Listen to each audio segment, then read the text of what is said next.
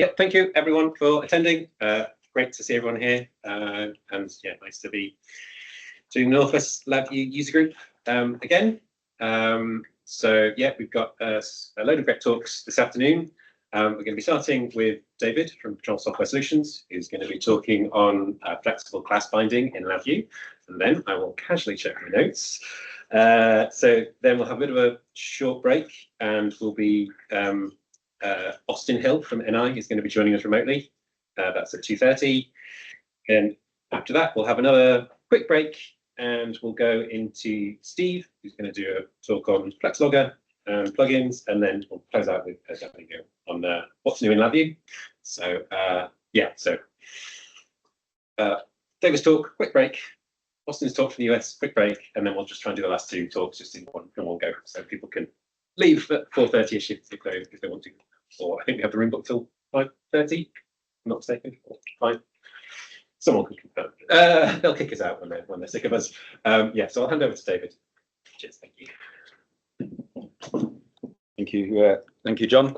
Okay, so yeah, for anyone who doesn't know me, I'm David Maidman. I'm director at Control Software Solutions. I'm a certified LabVIEW architect, and I've been working with LabVIEW for a long time. So today I'm talking about flexible class bindings, and hopefully what that is will make sense as we progress. But just to start, if we just take a look at the problem that I was trying to address when this all started, and that was, how can we improve software testing? So we've had different approaches over the years, and a combination of user acceptance tests and unit tests and different strategies, and we've had to develop sometimes test code and simulation code that we embed in our applications, and depending how busy we are at the time, depends on how well that's done. And I wanted to try and come up with a way that would allow developers to concentrate on developing and testers to be able to test. So the answer is there's lots of ways. So lots of ways that we could improve testing. So just to look at some ideas and buzzwords. So we could look at simulation classes or hardware abstraction layers, conditional compilation, dependency injection, dynamic class loading, factory patterns, service locators, and mocks, and lots of other ways. Okay, so some of these everybody was familiar with, other things maybe won't be, but yeah, we can come back to these later if anyone's got any questions. So what I wanted to do was to rather than just to dive into those things, and we worked with different we worked with all of those kind of technologies and stuff in the past. So I wanted to sit and think about what did we actually want to achieve. So I didn't want to have simulation or test code in the main application. So I didn't want to bloat the main application or leave stuff in there that could cause problems. So I wanted the main applications to be clean and free of test and simulation. I didn't want to put any additional burden on developers. So trying to avoid having to write lots of simulation classes that are only used for test and but can take quite a lot of project time developing. I wanted to have support for kind of mocks and test doubles, alternative implementations, so we can use alternative hardware if the main hardware is not available, or we can totally mock the hardware system.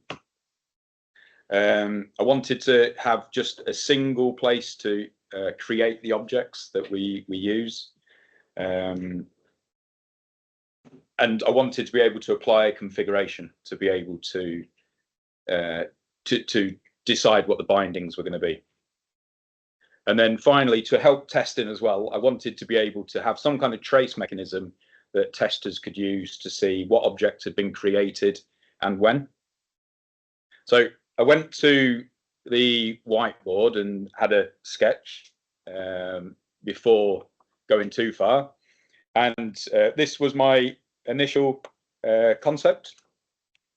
And what I was trying to achieve is have a single sub-VI that's used by the developers, where they define the contract, which could be an interface or an abstract class, a base class, or it could be another concrete implementation that we extend.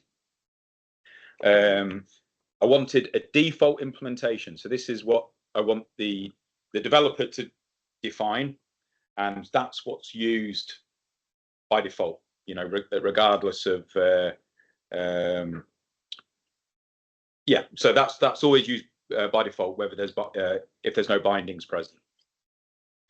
And then this was John's suggestion, but to actually be able to specify an instance name. So if we've got, let's say, like a multi-stage system, and we've got an x-axis, a y-axis, and so on. If we're having trouble, let's say, just with the y-axis, we may want to just test that one axis. So we wanted to be able to specify an instance name. And then some kind of configuration file or binding source. So some kind of file external that is going to decide what the bindings are going to be. That would allow us to have injectable implementations that are used if we want to. So this doesn't go into the source code. And then the object that we get out is returned in the form of the contract. Yeah. So in an interface method. So this is abstract at that point. So the next thing I did was actually build a little stub VI that kind of outlined what I wanted to achieve. So at this point there was no contents, and this is just an example of how it might look. So this is my VI that resolves the bindings. It takes a default object in, so this is what's used if there's no overriding bindings, and a contract, which is our, in this case, abstract base method, base object. So then what gets returned is our nice abstract object that we can work with. So we can start a motor, stop a motor, and stuff like that. So there's very little for the developer to do that. And this is basically going to be responsible for the returning the correct object that we want to use. So I liked that as an idea, but I didn't know where to start, didn't know where to take it from there. So I went away and gave it some thought and came up with this as a rough design. So we'd have a public VI inside a LabVIEW library. So we'd have a top-level API VI called Resolve. So that would be the single VI that operators use. There'd be a bunch of private stuff in the library that help us for Resolve, that help it look up and create the objects. A binding manager, which is what's used to determine the object that should be used. And a factory, which is responsible for the actual creation of the object, loading up the default object data type and returning that. And then what I wanted to build in is some default behavior. So unless we specify some other behavior, it will be able to run and work with default behavior. So I put in a default file trace, file login trace, and a default binding source, which was based on an ini file. So both of these can be replaced, but there's something there in the library that's ready to run, so the developers don't have to worry about that. So if I'm just taking a look against requirements, so by injecting the services by an external configuration, it means there's no test code in the main application. There's no burden on the developers, although we might come back and look at this at the end if there's time. We've got support for test doubles, mocks, and alternative implementation, so we can specify the objects that we want to use instead of the default object. The object creation is done within Resolve, so we've got a centralized place that creates the objects. We have the file, any file that defines where the defines the configurations, and then we've got a default trace logger.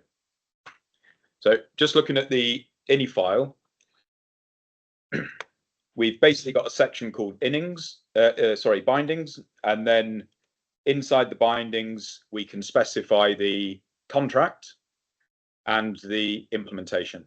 Okay, so the way that we've done this, though, if the bindings file doesn't exist, it will just use the default implementations that the developer wanted. So it'll only override something that we intend it to override. So the way the syntax works is you specify the contract, so the interface or abstract class, for example. Optionally, we can specify an instance, so it'll only override that particular instance. We've got a prefix, which we'll look at that in a minute, and then the implementation. Okay, so that's the class that we're going to use. So the overall syntax is quite simple. So this is the abstract class name or interface name, as we said. With the prefixes is so that to help resolve the paths to classes. So when we're loading the classes, this can sometimes be tricky. So the default is if you've got no prefix, it will just build from the class name. But if the class isn't in the application, you're just going to get a LabVIEW pop up, come and say, please help me find this class. So we don't want that. If the object exists or is available in memory, then it can do it from the class name. Otherwise, we can have we can specify a : for absolute path, and we can specify where the class lives. A relative path, which is relative to the application, or a internal path if the class is stored internal in the application. Okay. So the way that might look is iMotor.lv class, so an interface, and then specified to the x-axis, and then I'm saying absolute path, and I'm telling it where the mock class is that I want to use. Okay, so that's how the syntax works. So what do we do if the binding doesn't exist? We just do the default behavior. Okay, so if the file doesn't exist, or the file exists but the binding isn't specified, we just use the class that the developer intended us to use. So it should never throw an error, and we've got safe, predictable behavior. So the other thing that I wanted to do was introduce trace logging, so testers could try to take a look at what objects were created and when, and also developers as part of the debugging. So inside the bindings file, if we add a section called trace and we set enable to true, it will turn on trace logging.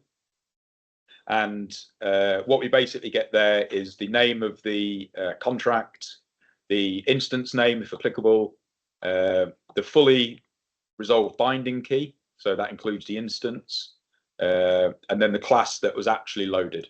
So it tells us if it was using the default class and it or not, and it tells us whether it successfully created it. So if it doesn't successfully create it, it will just return the default class.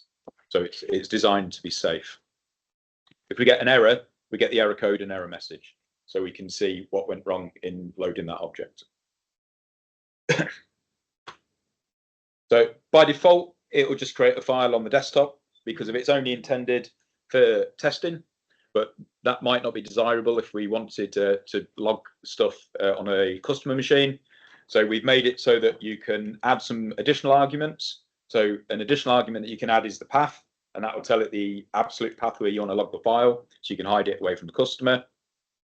But we've also made it, again, similar to the whole concept of this, we've made it so that we can change the objects that are being used. So the object that's used for the trace login can be overridden from the default behavior. So we can specify a different login mechanism and its optional arguments if we choose to. Okay, so if we wanted to log to a database or a different text file or whatever, we could log that. Or if we was running on a remote system, we may be able to create a syslog, and we could then monitor it from another machine. Okay, just a demo.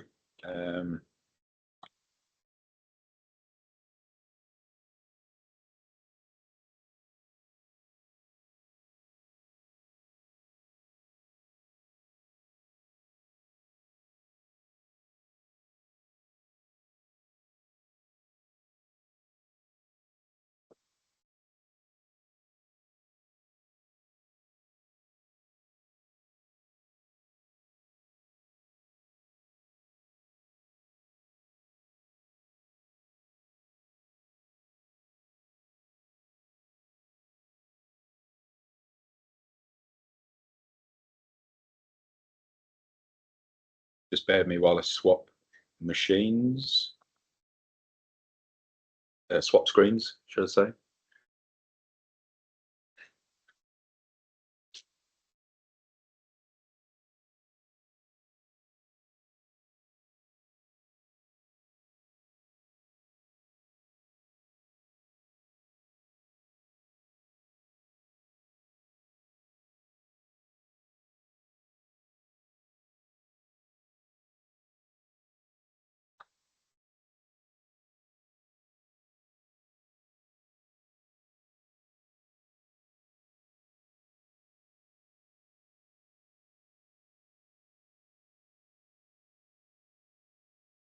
Good.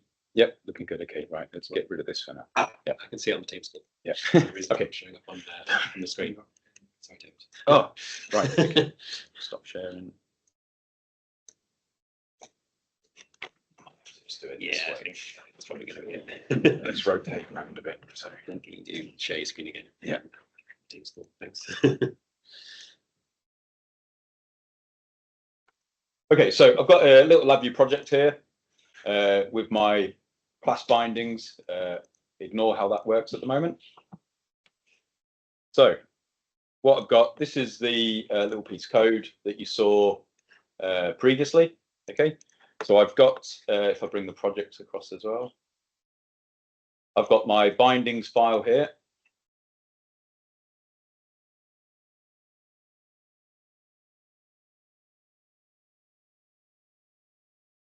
I'll just bear me a second.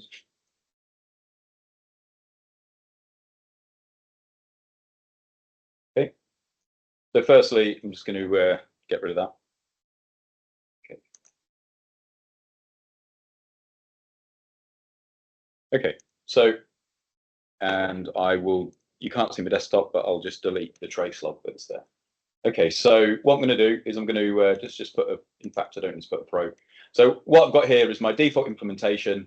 And the way I've set this up is in these base methods, they basically just can display pop-ups that tell you what class has been created. Okay, nice and simple.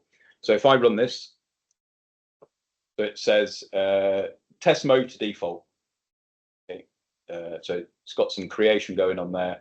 And then it says test mode default start, test mode default stop. Okay, so it ran the test, the default. So if I go to Notepad again, I'm going to this time just get rid of this and just keep that trace login there. So file, save. Okay, so let's run that now.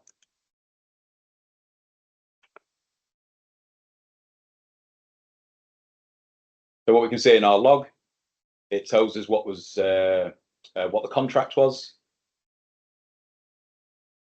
and what it resolved to. It's the default implementation and it loaded with success. Okay. So if I want to override that,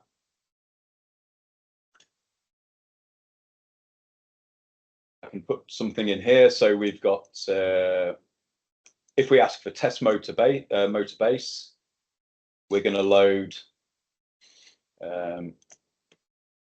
sure people will forgive me for having a paths all prepared. Anyone who's tried to demo and build paths knows that it goes wrong. So here I'm going to load in my mock, which I've got a path for there. So if I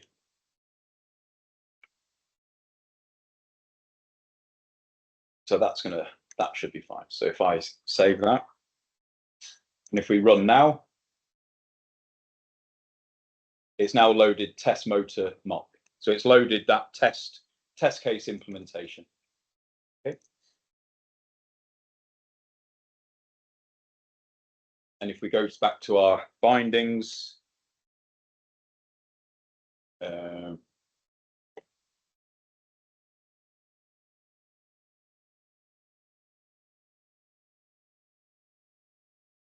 look at our trace log, so we can now see the object. So we asked for test motor base, and we was given a instance of test motor mock. So the test object that we wanted. Okay. And it says here default was false, so we know that we've overridden it. Okay. Okay, right. So I won't demo each of these additional file types. I think we get the point from the demo there, I think. Okay, so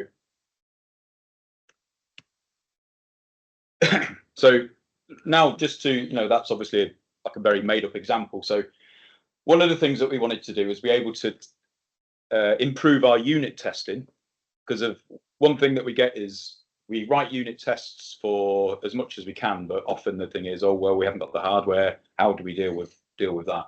So I wanted to demonstrate a little testing a driver that we've developed using mocks, so using a mock implementation.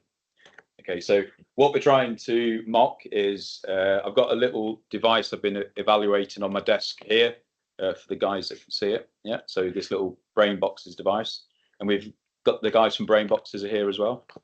Right, yeah, and it's basically a digital I/O module.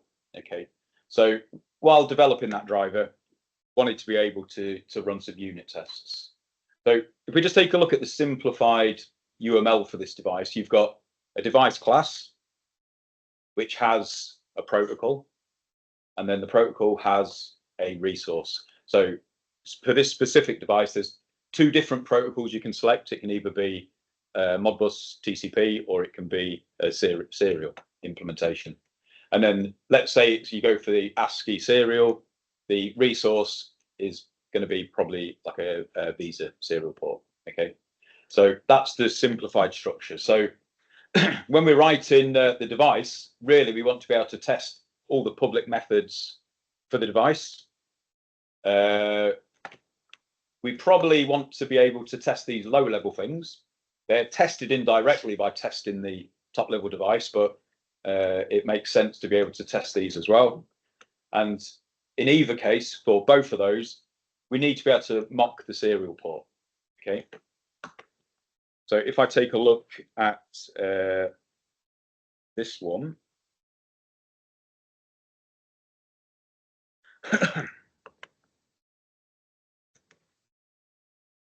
Okay, so first of all, I've got a little demo piece of code,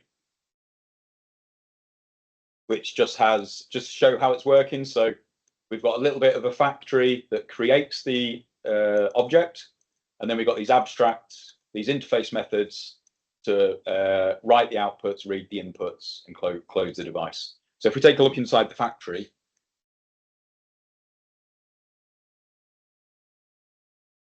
so what you can see, we've got our binder here creating the three objects. So I'm saying, give me one of these devices. By default, I want a ED588. Give me a serial protocol. By default, I want the serial protocol implementation.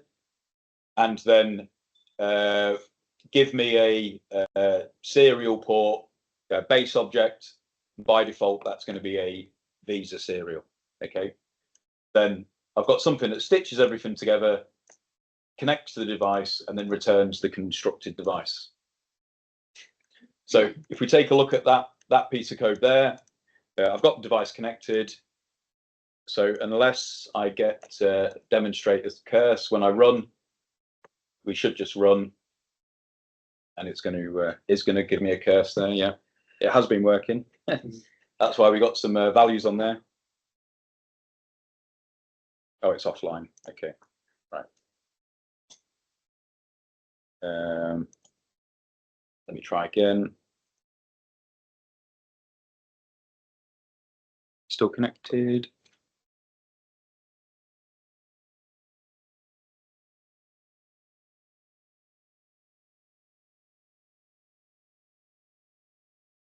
When you lift it up, you might have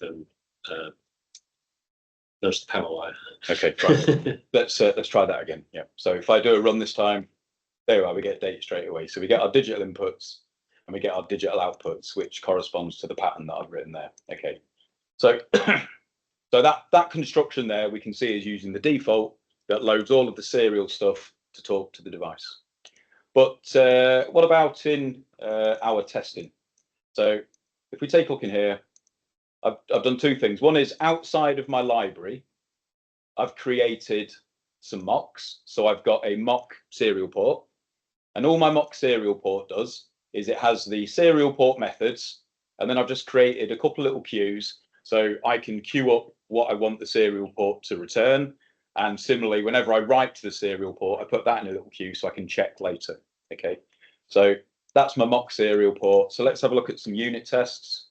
If I go to into here, and if I read the digital IO, if I test the digital IO status method, if I take a look at what that looks like.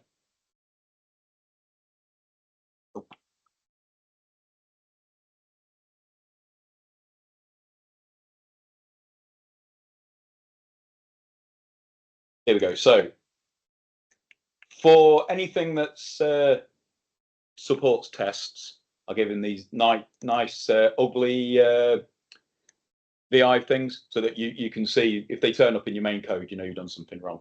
So what I'm doing here is I'm programmatically binding, I'm creating a mock serial port, and then I'm registering that. So I'm saying whatever you asked for a serial port, doesn't matter, just use what I've told you to use instead. Then I'm sticking on my queue, I'm sticking the, so that's my read data, so that's my return message. And then I'm creating the object, calling the method under test, and then I'm checking what was written.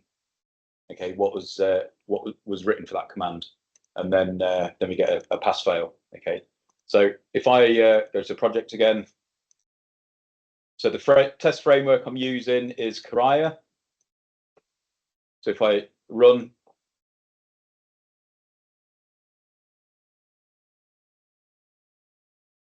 so it's having a little think.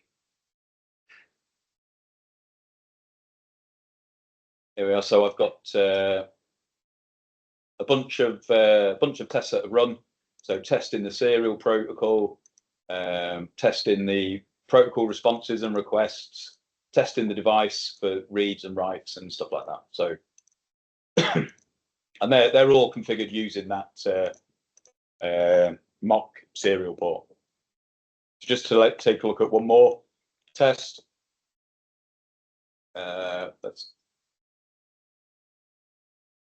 So unit tests. Let's have a look in these protocol requests, for example.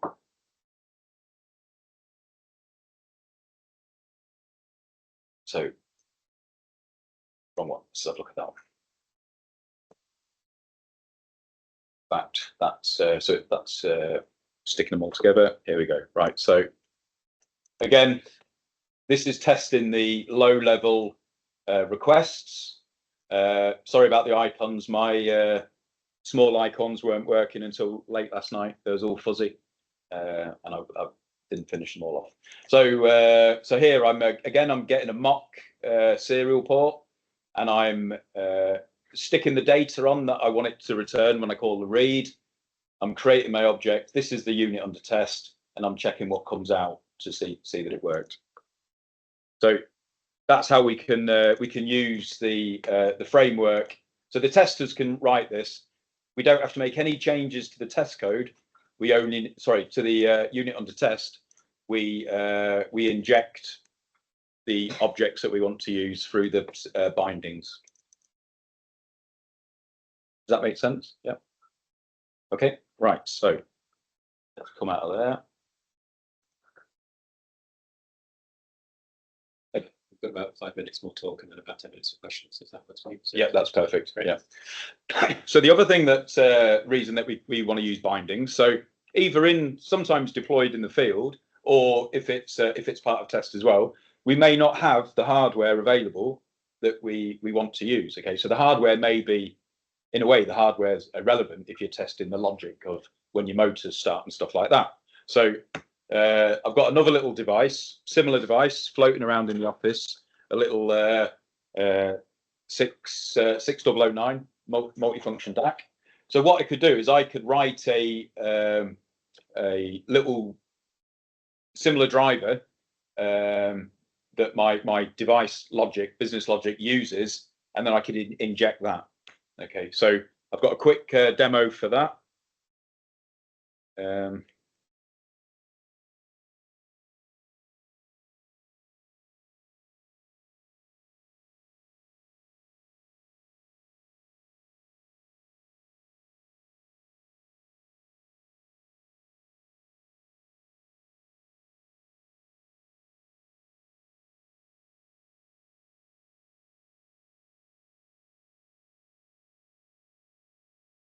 Drop that in, move that one.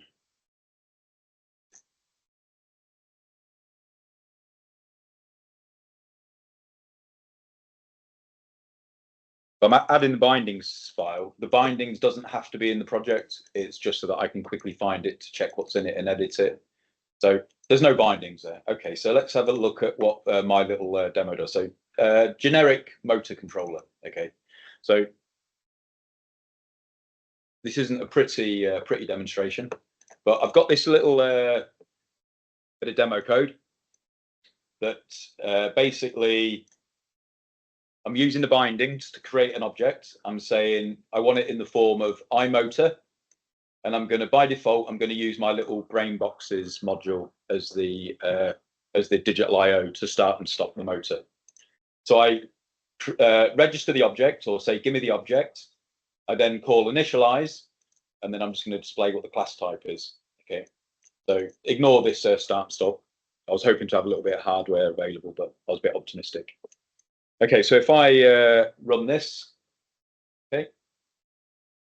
So what you didn't see on my other screen, so it's brought in the initializers, brought a little pop-up that lets me specify the COM port, and then it tells me that the class that was registered was this BrainBox class. Okay, so let's stop that, and then let's go into the bindings file again.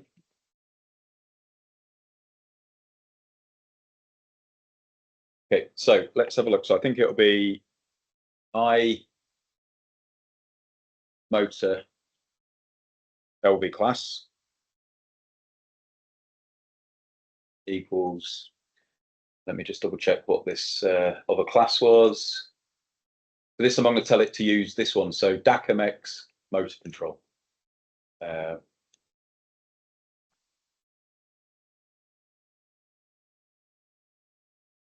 DAC-MX motor control.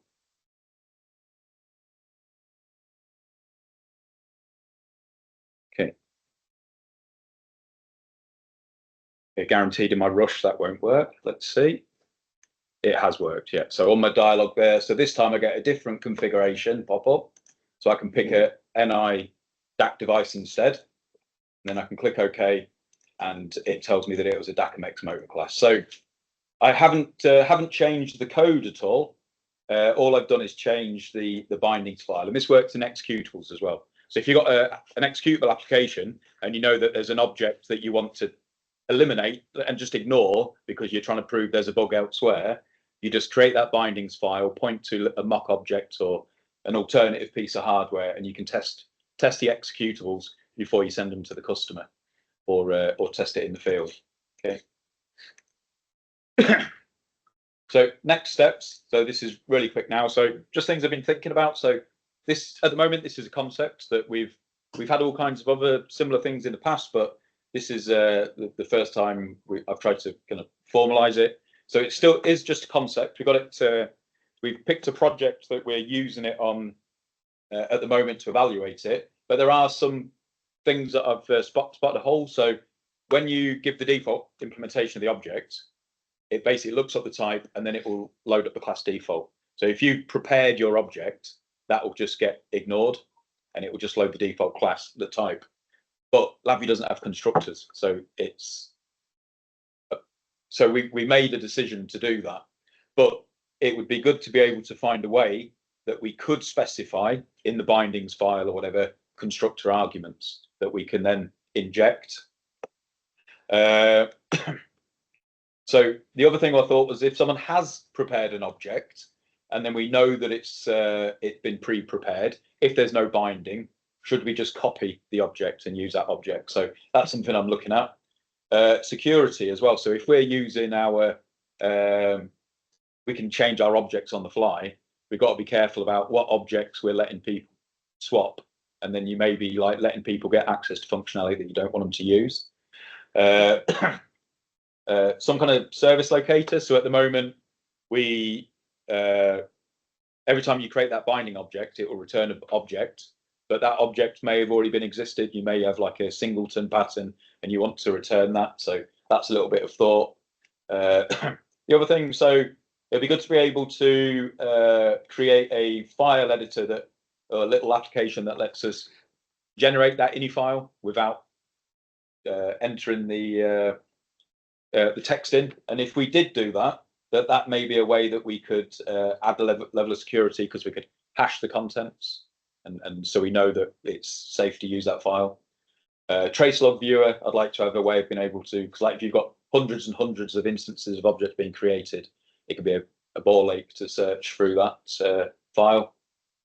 And then also plugin configuration. So this is a bit of a downside. So the way at the moment, the way it works is when you define the contract, from that point, you only get the methods that are available in the contract.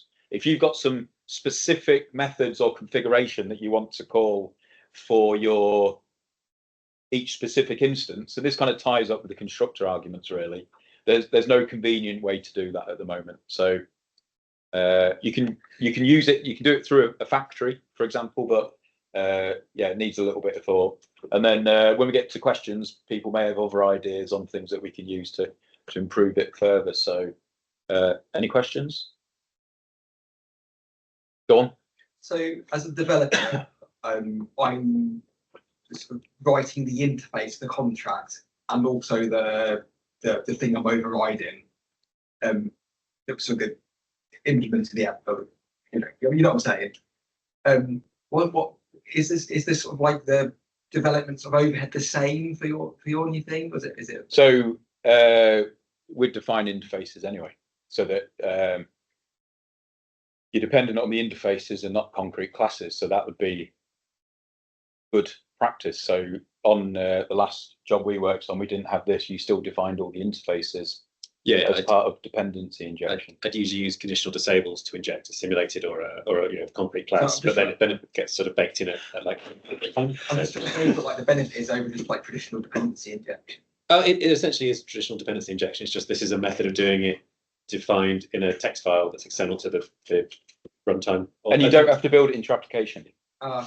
Yeah. So you don't have to have. So you don't have to build those classes into your application. You inject them. You can inject them externally into the application. So yeah, one of the benefits for us is when Jake's doing testing as a software tester, we can give him the executable we would send to the customer, but then he can run it with simulated hardware on his test system. So we don't have to create like a test build for the tester and then a real build for the customer and have to. Yeah. So we want it to test the real build, even if we then injected mock hardware or alternative hardware. So like I say, if you're testing the business logic, the decision making, it doesn't matter whether you're using like the intended device or another device that you've got. You just want to see LEDs turn off and on, for example, or react to push buttons. Cool. Yeah, sure.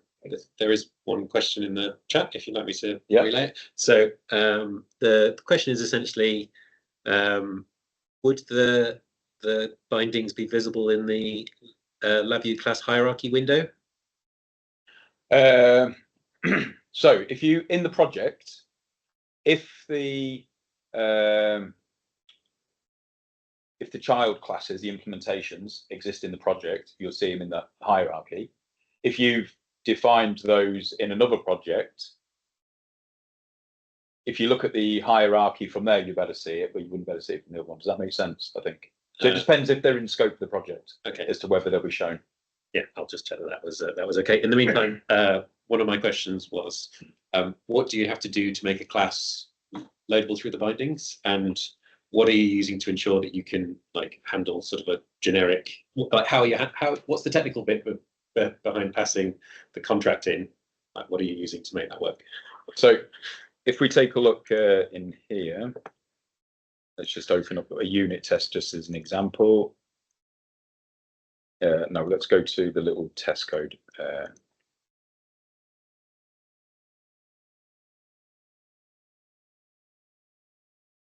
There's my projects. Oh, there we are. It's on this window. Yeah. Right. So if we take a look at my little demo read, right? Okay. What was your question again? So how is the binding VI working? Basically, what are you doing to make it work, and what do you have to do to make something be? So okay. So there's no. This has to be derived from this or the object itself. So you could wire that into both terminals there. And then the way all the code does is determines the abstract instance. So it takes a look at what the contract name is. So the contract name just needs to be, so this is a malleable VI. So it needs to be anything that's derived from a LabVIEW object. The default implementation has to be anything that's derived from a LabVIEW object. It returns, it shows as a LabVIEW object, but it will convert it to the correct type. And so what we do is we create the interface name. Sorry, we get the name of the interface. We add the name of the specific instance. We look up and resolve the binding from the default binding source unless it's been overridden. And then the factory stitches everything together and creates the object. The object's then cast into the form of the contract. Yep. So if there's a mismatch here where default doesn't inherit or implement from contract, you'll get an error at that point. Yeah. Does that answer your question? Yeah. Thank you very much. Okay. Sorry, I have a follow-up question. Yeah. Actually pretty smart. Right. So you can have a customer who's got an executable running. They bought a new motor, a new motor driver. Could you conceivably just send them like a new plugin class? Yeah, you could send them a pack library. Like locks, like VI password protected. This still work? Yeah, you could send them a. You could compile it into a pack library, for example, and send a pack librry, stick it in a plugins folder, and they don't find need it. to replace their executable. They don't have to replace their executable. But that's why you'd use interfaces in the first time so that you set that level of abstraction, and then you can inject it after. Yeah, no, but like traditionally, you'd have to like rebuild the executable and send a new one. Yeah, so you wouldn't. Yeah. So it's just taking so effectively the main things that we've got here is we've got a form of dependency injection. We've got a factory pattern that's loading the classes based on what you tell it to load. Just abstracted it away from. And it's just that I've hidden it into this single VI called resolve. Yeah. So that's the main thing. Yeah. Right. I think we might have to call it there and let people have a quick 10-minute break before our next talk. But thank you very much, David. Okay. All right. For people in the room, has anybody got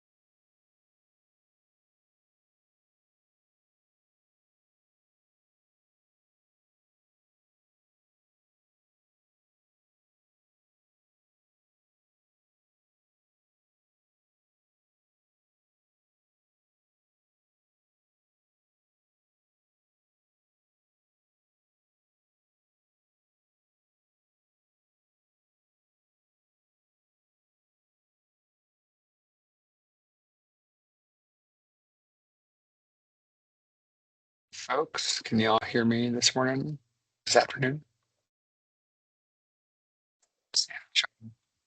I'm talking. Hi, Austin. Howdy. One moment. We're just sorting out the getting on the big screen. You are totally good. I was just making sure I was live. Thank you.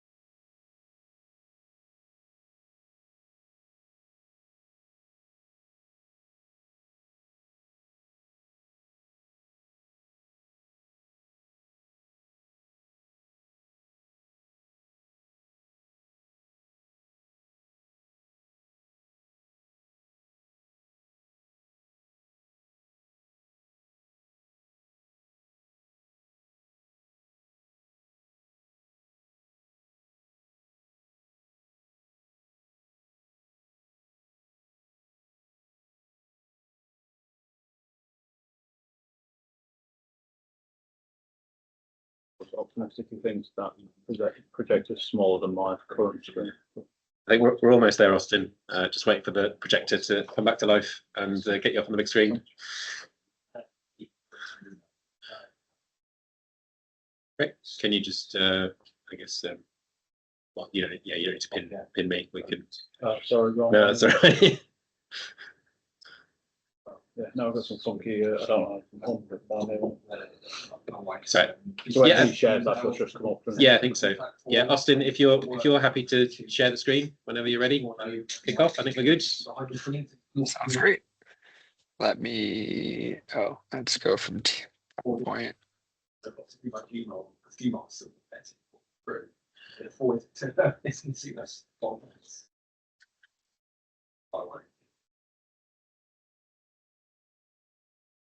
Yeah, we can see that. Thank you very much. Okay, great. I'll do a quick intro. My name is Austin Hill. I lead our software product management team here at NI, in immersion test and measurement. And so here to talk about AI, LabVIEW, and test stand. But my team works across our different software platforms into FlexLogger and Instrument Studio, works with our driver team and our system link team as well. And so and I love coming to user groups like this. I love coming to kind of customer events. We get a ton of really good feedback that I'm going to walk back to the dev team downstairs right after this and tell them everything you ask questions about and want to know. So please feel free to put questions in the chat, ask questions, raise your hand, what have you. I guess, how much time do I have? It's maybe a good question. You've got about 50 minutes, 50. Okay, wonderful. So I probably only have 30-ish minutes of content, but I will leave some time at the end for discussion and lots of questions. So think about them, and we'll definitely need time at the end there. So, but I'll jump in real quick. Couple of things we'll cover briefly. Talk about Nigel. Nigel is our AI tool. When you think about where are we going with AI, the overview there, you'll hear me say the word Nigel a lot, but that is really the AI tool we're coming out with, or we came out with yesterday. And I'll talk a little bit about LabVIEW and test stand, and then really, what is this technology stack? How can you use it? What do you need to do? All that good stuff. But I'll show this slide first. And if you've seen any NI presentation in the last, I don't know, 6 months, you might have seen a slide like this. But we show it because it's really true. And we're really trying to emphasize the change we see in how these AI assistants in the world are growing is very real. We see kind of a new Moore's law taking shape within the AI world, because every 6 to 8 months, AI capability is doubling or tripling in its capability to complete tasks. And so this curve we see of really exponential growth within AI, as Meta and Google and all these large companies, Amazon, are investing billions in the AI stack, hardware, training models, buying millions of NVIDIA GPUs. We need to be able to ride this wave. And not only, and NI and Emerson just frankly don't have the ability to train a different model or to create a new model, given the complexity there. And so what we've done is we've taken a different approach to say the AI assistants out there are really good, but they're very general. They're good at writing you grocery lists. They can make you poems. They can create art. They can think about DMMs. They can do all these different things, but their ability to be really broad limits the ability to be really deep. And so we've taken these general purpose AI assistants and we've added training and prompt engineering and some data handling and some retrieval augmented generation RAG. We've done a lot behind the scenes so that when you're using our tool, Nigel, our AI tool, is built on top of GPT-4.1. It is an OpenAI LLM at the very bottom of it. But we've taken a lot of the expertise that we have after 50 years in the test business and integrated it into these LLMs. And so you should see a very real difference between using the same model, a general purpose model, and Nigel. There's a difference even today, and I can show you some of this, where Nigel will answer questions more accurately, with more focus on test. Now, because of that, Nigel will steer you away from general purpose questions. If you ask Nigel to make you a grocery list, it might work, but it might not. But that's the point, is we've really tailored in how we want our AI tools to work, and we've focused on how we think it'll be more effective for test and measurement engineers. So just a couple notes, I think this is interesting. As the technology changes, just over a year ago, we announced at NI Connect, our big conference, that we're going to bring Nigel to LabVIEW, bring Nigel to test standard, and this is where we're going with it. And even as we've watched development over about 9 months, we saw a huge reduction in cost, so like 300x typical reduction in cost, and much better response times, much better context limit, and the scope of the data that these LLMs are familiar with continues to grow as well. We don't have a metric there, but we see the web scraping, their ability to pick up new data as it comes onto the internet, as it comes into different code bases, they react really quickly. Why is this important? Because the cheaper processing is, and the larger context limit we have, we can actually send these huge prompts, and we do a lot more fine tuning with how Nigel is responding to you. And so when you think about it, if you're typing into any of these assistants, if I might type 6 or 7 words into the Nigel advisor, the interface there, but behind the scenes, we're sending tons and tons and tons of context from your 6 words, adding a ton of prompting and language and guidance to Nigel. So when we send that to the LLM, you get a very tailored response. And then as your conversation grows in length, we're still sending most of that context from your conversation with Nigel up to an LLM and bringing it back. And that is how Nigel's learning and growing. Even in one conversation, it's gaining context to do better inference. And so again, as we see these trends continue, we know compute will become less expensive. We know context will get bigger. We know that response time will get better as the models grow more powerful. We're attaching to this technology on top of it to really give a better experience to the user. So this is a really exciting time to be talking about AI and getting involved with it. So I'll dig in. I've said Nigel and how it works, already in the first 3 minutes here. But what is this thing? Starting yesterday, or maybe the day before, depending on when your internet updated, you can go access our newest Nigel AI Advisor tool in both LabVIEW and TestStand 2025 Q3. Our official launch was yesterday. You might have seen it on LinkedIn or on the press or what have you, but or on the NI forums. But we are here. Nigel now comes with LabVIEW Professional and Test and Development if you're on active subscription or you're on SSP or some volume agreement. The no extra cost, no extra part number. Nigel just comes with LabVIEW and TestStand. And I'll dig into a little bit of how that works. So what is Nigel? Nigel is this chat-based artificial intelligence, this advisor that comes with the software. I like to think of it as a LabVIEW expert or a testing expert sitting on your desk, giving you the right answers in real time. And one real value of this is instead of Googling for the answer and finding an old NI forum post or a Stack Overflow post, or maybe you have to stitch together 4 or 5 different knowledge base articles and white papers to get your answer solved. Nigel can aggregate some of that and give you a more refined answer in 5 to 10 seconds. And so Nigel, as this advisor tool, is really going to help accelerate how customers can use NI products, how they do test and measurement in general. So Nigel is built on a secure cloud platform. So you do have to be connected to the internet to use Nigel. But Emerson has built a cloud hosting solution, which is a really helpful part of the acquisition. Emerson has a lot of resources when we think about security and automation. And so we've built on Emerson's cloud platform. It's connected to Microsoft Azure and OpenAI, and we're using their APIs to communicate up into the OpenAI models and the GPT models. And we can take advantage of newer GPT models or newer models in general as they get smarter and as they grow in capability. We have it on here, but I'll just take a few minutes to say, we know security is a big question with all of these AI investments. And we've taken a very clear stance and internally to say, we have to be top of the line, cutting edge, best in class when it comes to security and trust, especially in tests. If I'm using GPT-4.1 to make myself a grocery list, if the model hallucinates a little bit, I will be okay. I will know that I probably don't need 73 cans of beans to make my dinner.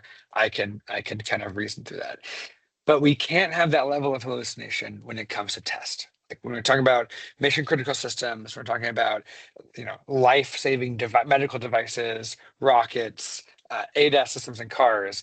The way we test has to be 100%. And so we've really focused Nigel to be trusted and less hallucinogenic than all of the other kind of general purpose models out there. But on the trust layer, we have authentication and encryption from your box up to our cloud platform, up to OpenAI. And all of these things are through signed certificates, through TLS. And we do not store any of your data or prompts within our systems or Microsoft systems. And there's security guarantees, there's legal jargon if your IT department or legal department wants to see that. But this not storing your data or prompts for training is really important because we know that all of our customers have IP that they care about deeply, that is custom and unique to their companies, and they don't want that escaping. That'd be a huge business risk. And so all of your prompts, all of your data, even like if you're sharing VIs with Nigel, which we can get into what that looks like, all of that stays local. If you want to send us feedback on that or say this was a good answer, or this was a bad answer, you can opt in to send data up to NI so we can learn from it. But at the moment, everything is stored locally. You can go like review your own chat transcripts if you want to. It's there for kind of posterity, but we're not training on your data. We're not prompting on your data. We don't keep any of your data. Once it comes up and down back from the LLM, it's deleted off of our servers and it's gone. So I'll just answer that question at a time because I always get it. Like there's a very clear focus on security and privacy and trust. And Microsoft also, because we're using their OpenAI APIs, they have terms and conditions that are very clear on they don't train on your data sets that you send. They cannot interrogate the information coming in and out of the LLMs. And so there's a lot of focus on that piece of it. So, okay, who is Nigel for? So Nigel, this is just our first step. This is just our first investment in AI. In this first release, in the 25 Q3 release, for newer users, we think there's a lot of value we can bring in getting started, finding examples, learning about LabVIEW, learning about test stand. We really see Nigel as an additional trainer or coach. If you have a team of new engineers or you have someone joining your team, trying to get involved in your project, trying to extend the code base you already have, we know that can be a big challenge. You're teaching people out of university not only test and measurement, how to take data, but also LabVIEW or test stand or Python to some extent, Python integration with hardware. And so helping new users get started, helping them get going faster and become productive was a really key focus area for us for this first release.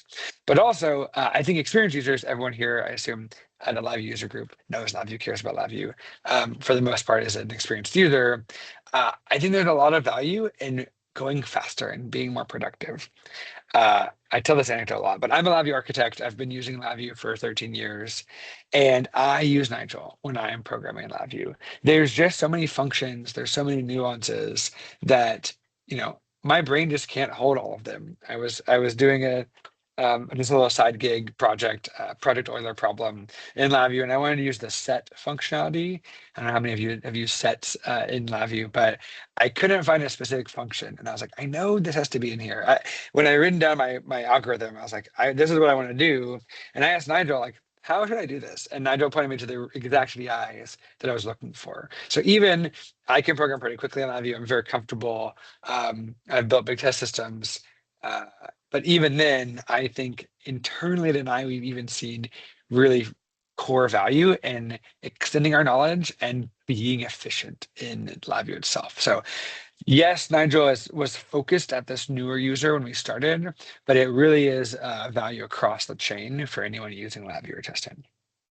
So let's dig in a little bit. I mentioned this already. It is now shipped. It's available in LabVIEW Pro and Test Stand, LabVIEW Plus. This is not a comprehensive list. Any suite that gives you LabVIEW Professional gives you access to Nigel. So no extra part number. If you're on an enterprise agreement or heaven forbid, if you're on the old developer suite, I don't know if you remember the developer suite, it's been EOL'd for 8 years. But if you still have that and you're on active service with that old piece of software, you can get access to Nigel. Enterprise volume license agreement, here's a single seat. Buy LabVIEW Pro off the website today. You can get access to Nigel. No extra part number or anything. I don't have a good setup right now. My demo laptop is not the current laptop I'm on. I guess I could remote into it. Let me get that set up while I keep talking. But I'll tell you a little bit more about how Nigel looks, Nigel works. Really, Nigel is integrated in 3 kind of key places in LabVIEW. One is in the block diagram in itself, in the IDE. So you can see upper right-hand corner of the block diagram, there's AI-powered search with Nigel. So you can search for functions, examples, whatever tool you need to make Nigel work for you. It's integrated in the context help. So you can click this discuss with Nigel button, and that will actually give you, Nigel will read your VI, take it into account, and explain to you what's going on, what are the controls and indicators you have, what is the kind of theory of operation, what's going on in this VI. And then there's a chat window itself, which I'll show here. The chat window itself is actually where you can have kind of conversational dialogue with Nigel, ask questions in natural language, get feedback, get information like that. I call out these 3 different places because Nigel is going to work a little bit differently in each of these locations that you're interfacing with it. It's the same intelligence under the hood, same model, but when you're using it in the chat window, Nigel is going to be more verbose. It's going to give you how-tos, it's going to give you longer answers, it's going to give you a lot of explanation, tables, and images. When you use Nigel in the IDE to search, it's actually going to give you, it doesn't have a lot of space, real estate, so it's going to give you the functions you're looking for and the examples to use with those functions. And then when you click discuss with Nigel, that button from context help, it will actually describe the VI, grab a picture of the block diagram, what's happening here. It's in this mode of let me learn about your product, your VI, and explain that to you. So Nigel, a lot of different ways you can use Nigel, same intelligence in the back end, but it's helping you in different contexts and in different tasks. And then, sorry, I'm just loading up my demo machine because I've been in a good demo. It also exists in test stand. I know this is a LabVIEW user group. I'll just highlight real quickly. In test and development, Nigel will be very similar. Chat window, if you're using it in LabVIEW, it should feel very similar to the way you use it in test stand. But with test stand, it's integrated directly into the window. With LabVIEW, all the block diagrams and front panels. We didn't make sense to dock Nigel to one of those, but Nigel actually is docked within the test stand sequence editor itself. And for test stand, there's a bigger emphasis on being able to find settings and functionality more than there is with LabVIEW. We found that test stand is very powerful, but is a little bit unwieldy to learn. Where is this exact setting? Where do I add logging or tracing or results processing or saving to a database? There's a lot of menus and submenus and dialog boxes and configuration you have to do. Nigel is actually going to accelerate that. And so in this use case, I'll give one more anecdote. I'm a LabVIEW architect. I am very unfamiliar with test stand, actually. I've only used it a handful of times before this year. But as a novice test stand user, using Nigel on test stand has been awesome because I've been able to demo test stand to customers without knowing a ton. And so Nigel has taught me, where is this setting? Where is this dialog box? How do I open it? And so we're still focused on this kind of teach them and to fish aspect of take a tool that's powerful and don't just give you all the answers, don't just vibe code for everybody, but being able to explain logic, help you find problems, ask about errors, and Nigel will help you debug them. Those pieces of the puzzle we think are really valuable to get people more proficient with the platform. And I've seen that just personally. I know 20 times more about test stand today than I did 8 weeks ago, which is really fun. I have a demo that I can show. Let me make sure my remote connection, remote desktop is working. Let me switch screens real quick. But before the demo, I'll take a few questions because I know we normally get things around security, code gen, who, what, where, why, all that good stuff. So while I'm opening this machine, who are you, machine? AI test 4. We can start answering maybe some of those questions. I'll answer a couple, head them off at the pass. First, does Nigel do code gen? Not yet. We get this a lot. Nigel will not write VIs for you. We think that is actually a good thing for now because we don't believe yet in how good Nigel is doing code gen. And so again, in test, you can't just vibe code your way to making sure your remote monitoring system is working. You need to be very confident in the test code. And so we are investing in that. There's research going on right now to make LabVIEW code gen and test and sequence generation a thing. We're hoping that comes out next year, but we want to make it really, really damn good and not just some LabVIEW slop. There's enough spaghetti code out there right now that we don't want Nigel to contribute to that. We want Nigel to reduce the amount of spaghetti code out in the world. And so I know some people are disappointed in that, but we are working quickly to get to code gen. We're just not there yet. And William asked a very similar thing. Yes. Yes, but some of the things even William mentioned in the chat here, code gen can be quick, but also then you're debugging a ton. And like, what is my dependency? What is my best practice? So that is why we don't have code gen yet. Nitro technically can write LabVIEW code right now. I don't trust it. You shouldn't trust it yet. And the dependencies in LabVIEW. Do you have the right toolkits? Do you have FPGA? Did you build your project correctly? Is your CREO configured correctly? There's a lot out there that we need to train Nigel deeply on LabVIEW paradigms, data flow, and the models as they stand today are really good at Python code gen, but they do not understand the LabVIEW programming model. And so being able to explain that to Nigel, train that really in a focused way, we actually think there would be a huge gulf between what GPT or Claude could do for code gen versus what Nigel will be able to do whenever we can get there. So stay tuned. If you want more information on that, I'd be happy to chat. If you want to be an early adopter of that, we can see what we can do and what types of code do you want Nigel to generate?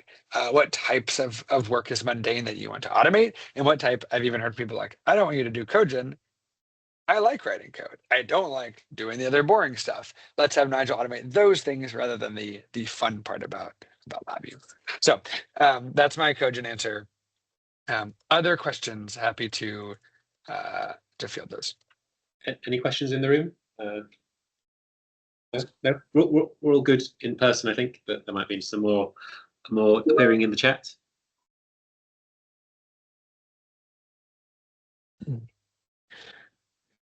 Generating LabVIEW scripting code. Yes, I think that Jonathan is a really great example of are there leaves we can peel off the onion, the tree. Wow, bad metaphor. Are there discrete chunks of value that Nigel can go faster on? And so maybe we don't need LabVIEW to generate every single piece of code ever existing. We don't need Nigel to know about all the sum of total engineering in LabVIEW, but can Nigel do some really focused things? Can it write a bunch of unit tests for you? Instead of you having to write 57 different unit tests to exercise your project, can Nigel automate some of those things? Or even in the scripting case, can Nigel generate kind of proto files or initial scripting, which then you can use as a harness to script what you need to? So Nigel's going to do some of the heavy lifting around, let me get your scripting kind of in the right place, but then you can take the reins and decide what to script, where, how, etc. And this whole piece of keeping the engineer in the loop, I probably haven't said that enough. I also get a lot of questions around like, well, let's get rid of LabVIEW jobs, let's get rid of engineers. I don't think we'll ever be rid of engineers. I hope not, as a mechanical engineer. But we know that our customers are being asked more and more to deliver more value, more products in less time with less people or less resources. And so making Nigel make you more productive in LabVIEW helps solve that problem. Keep your same team, make your team twice as productive to meet the workload that's coming in, because we've been told we're not getting more people on our team, so we have to be more productive. And so that's really one of the key goals of Nigel there. Okay, let me show you then a demo here. I guess I should have asked Nigel a question before I share my screen. I didn't test my internet connection this morning. Let's see. I just booted this computer up. Perfect. Okay. So this is the Nigel window. I have a piece of code open here that my good friend Eli Carey wrote. I'm sure several of you know Eli. He's our director of LabVIEW community. He's been in LabVIEW world forever. It's a great piece of code, has a lovely producer consumer architecture, and has no comments in it. There are a dozen cases in this case structure, and there are 9 events in this event structure, and I don't know what's going on in this code. And so the first thing I want to show is Nigel can learn and describe code for you. This is great when you're getting someone's old code that left your company or retired, or maybe code you wrote 8 years ago and forgot to put comments in, but you need to go now fix it. Nigel can really interpret and help you go faster there. So in context help, once you have a VI selected, you can click discuss with Nigel. Nigel will actually bring in this block diagram, kind of a snippet of it, and start to evaluate what's going on in this code. And it'll give you an explanation of the controls, the indicators, theory of operation, like I mentioned earlier. One note as well, I get this question too. Nigel is VI context limited, aka Nigel knows about this main VI and its first level of sub VIs. It's not traversing your project tree, looking at all your dependencies, going 7 layers deep. So if you just want to know like what's happening here, now if I dug in and I opened one of the sub VIs in, let's see, yeah, here's some sub VI called status string update. If I went here, I could have Nigel describe this one as well. And then if I wanted to keep going down into the rabbit hole, I can make that happen. But Nigel is not going to look at your entire project yet. That's something we're working on. But that's kind of where we're at right now. But let's see what Nigel did. Describe this VI for me. So here's main. This VI implements a UI, a controller. It's managing serial devices, doing discovery, executing commands, and launching examples. Here's a bunch of controls you have on the front panel. There are actually no indicators. And then how does this work? Here's an architectural overview, producer consumer loop, doing different things. Here's some of the functionality. Here's some design choices. And then I wonder what are all of the...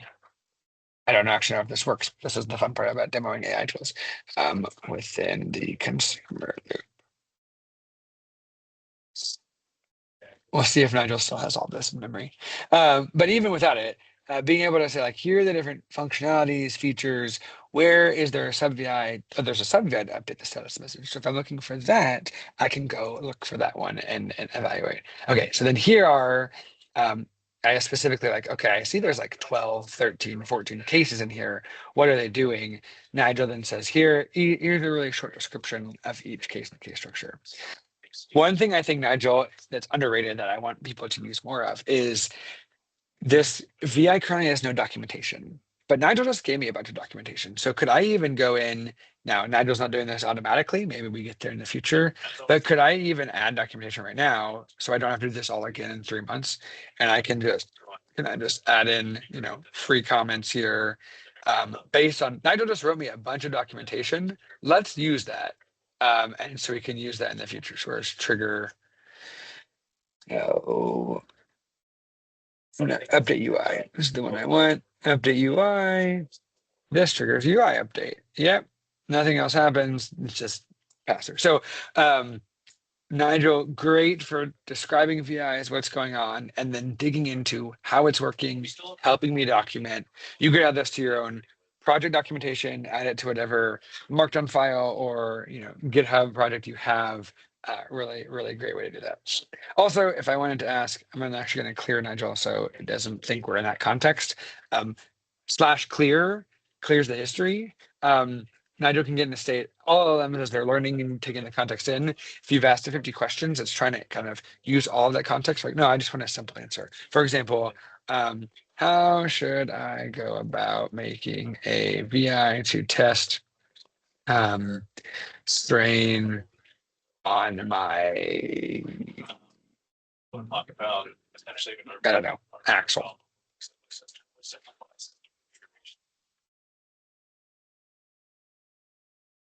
So one other note, as I'm just thinking, this is live. This is I have a real shipping bits of Nigel. This is not a pre-release version. If you go install LabVIEW 25Q3 today, this is the Nigel you get. This is the Nigel that is live for everyone. That's talking to the GPT models. We just updated the cloud side of it earlier this week. It's taking a little longer. It's actually pulling in more resources. So it used to be a little bit less verbose, a little bit faster. We've actually expanded the context limit. And so Nigel should be pulling in references, documentation. I expect it'll give me some DACMX explainers once it responds. This is more than, there you go. So it's going to give me kind of a breakdown. Here are some strain measurements. What are you doing strain for? Do you have a strain gauge? Do you have a bridge? Are you doing axial? Are you doing torsional? You probably need to get some hardware. You need some sensors, some signal conditioning, probably a DAC, probably some terminal blocks accessories. Then, so again, Nigel is not just about explaining LabVIEW, but it's about explaining test. And we didn't want to make just a LabVIEW Copilot. If we needed to make a LabVIEW Copilot, we would have done a lot more in Cogent. But Nigel is a test and measurement advisor. And Nigel will grow and get to things like FlexLogger or SystemLink or RFMX. As Nigel's scope expands, it will be able to do all of test and everything you come to NI Emerson 4. Nigel, that's the context we want Nigel to be able to see. So explaining how you might install your strain gauges, how you wire it up, use DAC Assistant or DACMX to create a measurement task. Here's an example, which should link out to some DACMX documentation. Yes, create a virtual channel if that's the one I wanted. Connect everything in LabVIEW, acquire data. Hey, here's some best practices. And then again, as we want to build trust in Nigel, we can't just blindly follow its examples. Here are resources. If you want to know more about measuring with strain gauges, here's the resource I use. You don't have to go Google for it. You don't have to go search the exact right words. Nigel is able to interpret what you're doing. That's another underrated thing I think within all of the LLMs is the natural language component is very real. All of our search engines for 2 decades have been optimized to take the exact keywords you search and search those on web pages. And if you don't have the right keywords, you're out of luck. The LLM really smooths that over. So you can say the words that you use or your new users don't have to have all the right lingo. They can use Nigel to search and still get really valuable results without saying, you were supposed to say build array. You said combine arrays. That's not a thing. So being able to get over that bridge of language, I think is really powerful. I'll give that one more example too. If any of you use Quick Drop, love Quick Drop. Being able to say, whatever it is, I want to initialize array, right? Great. So I build array. Now I'm like, oh, what's the function? I've forgotten. I want to combine 2 arrays. So I'm like, okay, quick drop, combine, concatenate.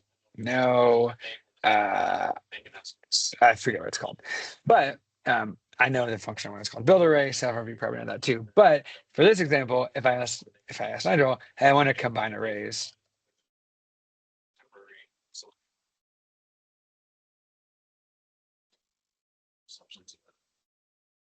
This Nigel palette search is using actually a different model under the hood, kind of secret sauce here.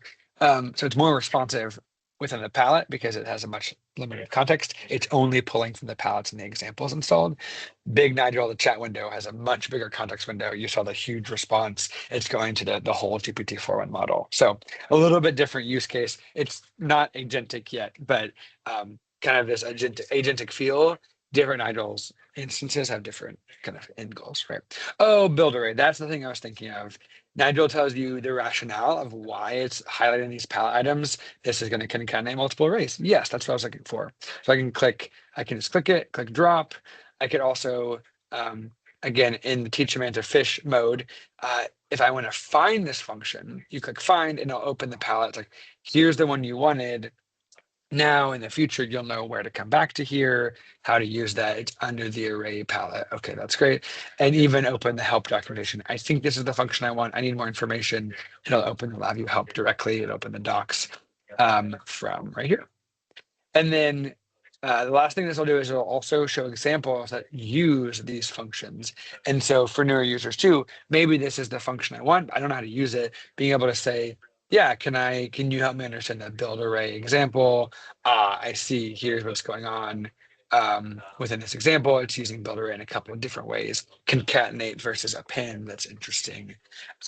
And so kind of, again, helping new users learn or helping you learn a new set of functions you've never used before. If you're fishing around, I'm deep in the mathematics palette for interpolation and extrapolation. I have no idea what a Hermite interpolation is. Maybe Nigel does. Oh, computer, what are we doing here? I'll pop back to Nigel. Can you explain the Hermite interpolation? Yeah. I legitimately have no idea what this interpolation is. Maybe some of you have used this before, but this is the fun thing about Nigel. Nigel to be able to not only pull in the help doc, but be able to explain when would I use it, what would I use it for, what types of data is it good for, So here's the VI, here's some of the help doc. This is kind of probably direct from the help, but then be able to explain how is this working, what is a use case. I have a bunch of XY points, and I want to estimate value between those points. I want to plot a smooth curve. It's continuous, it's localized, it preserves monotonicity, it tries to avoid overshoot. Cool. Here are the different docs that will help me kind of use this, right? So, I'm not going to show the test on one. I know I only have time for questions, and so, and I'll test an open, and it's going to take a minute. But tested very similar, same explanations, how-tos, understanding your sequences, understanding errors you're getting.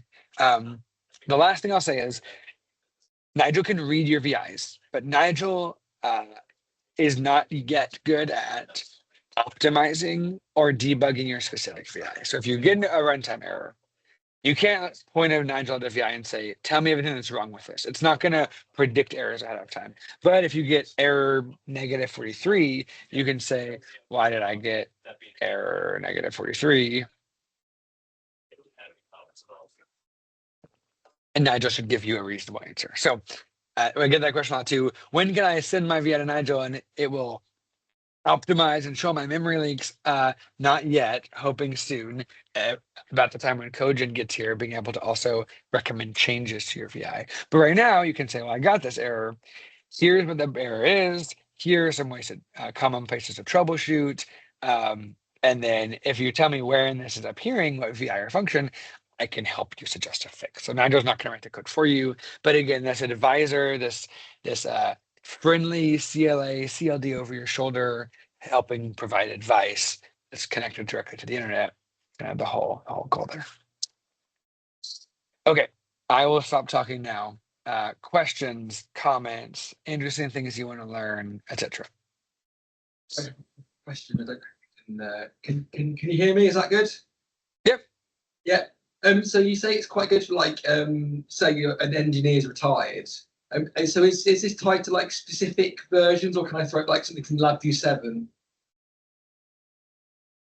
So literally LabVIEW is tied, Nigel is tied to 2025 Q3. So you have to install Q3. However, can you ask it about question? Let's try it.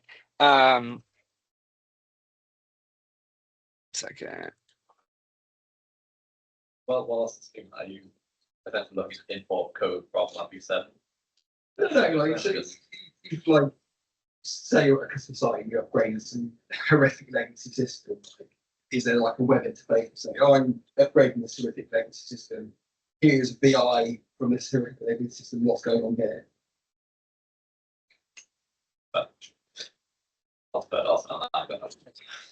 Other than take a copy of it, throw it in 2025. Just the way it breaks 725. Yeah, very big, very big.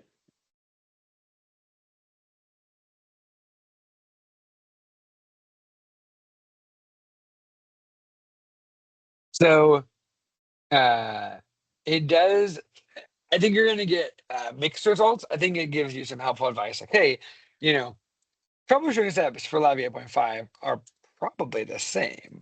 However, here's some maybe considerations. your file paths are relative paths are more fragile, and it doesn't tell you. But we have done effort in more recent versions of LabVIEW to make paths better, which sub VI, which dialog boxes. So it's gonna kind of help a little bit, but it's probably not going to be the training data. We were mostly training on modern LabVIEW. So if you ask about, LabVIEW 4, LabVIEW 3, it's gonna be like, well, I don't know if Nigel has deep knowledge of like that function actually wasn't implemented until 1999. You're not gonna find it. I doubt it has that level of granularity yet, but I could be surprised. Thank you. Any more questions from the room?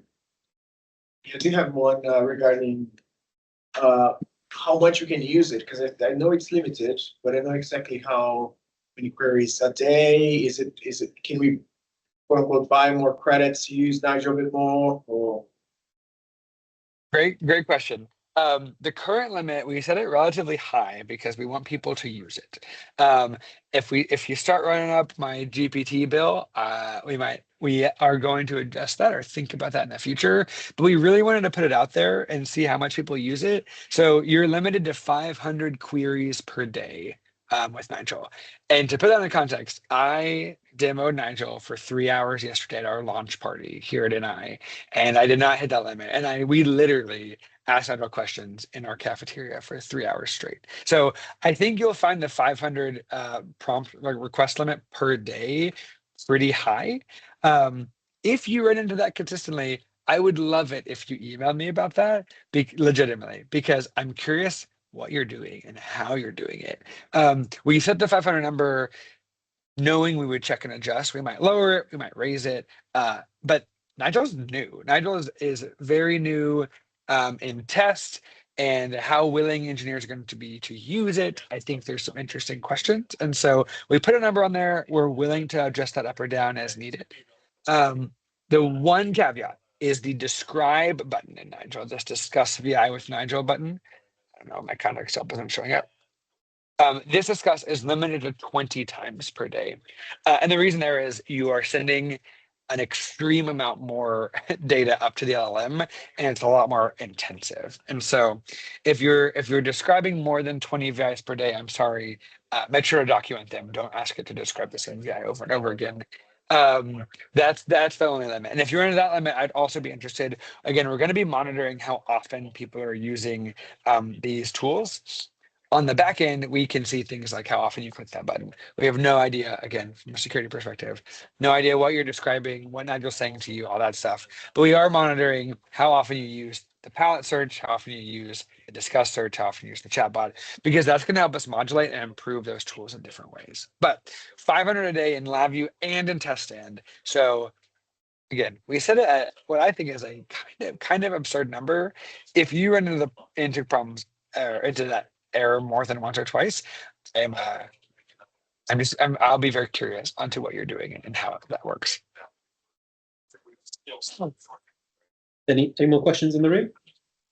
No, I think we're all good in the room. I don't know if there's anyone on the chat that wants to ask a final question. Looks like someone's typing. I'll answer one question I didn't get to earlier from William. UA testing, acceptance testing through click buttons in different orders. That's a really interesting idea. I'm actually going to type that down for myself. We haven't actually discussed that one. I think that'd be possible when we think about like, well, I was thinking we could use property nodes or invoke nodes to test these buttons in different orders, but that would be programmatic. So I don't know how we could leverage the LabVIEW API to test that. But great question. I'm going to write down and send it to my architect and see if he's thought about it. How does it handle the C++ Python nodes in LabVIEW? Great question. Nigel's fully aware of them, and you can even ask questions like, so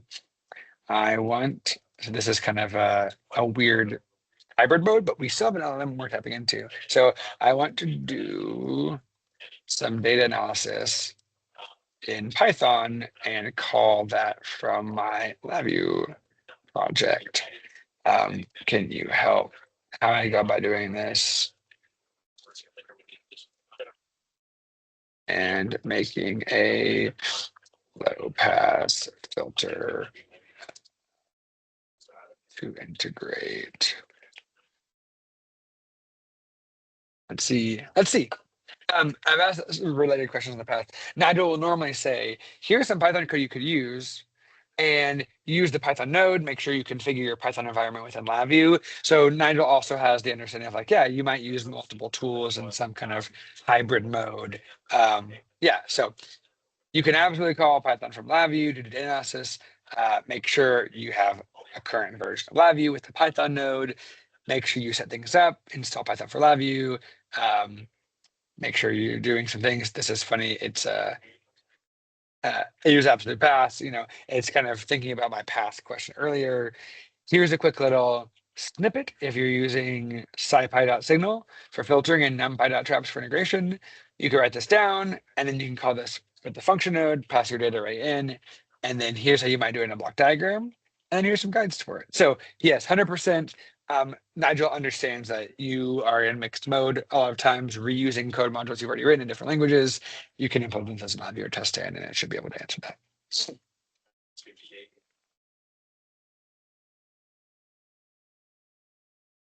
Great. Yes, Okay. party. Just take the final one from Jonathan in the chat, and then we'll call it there. My desktop. Sorry.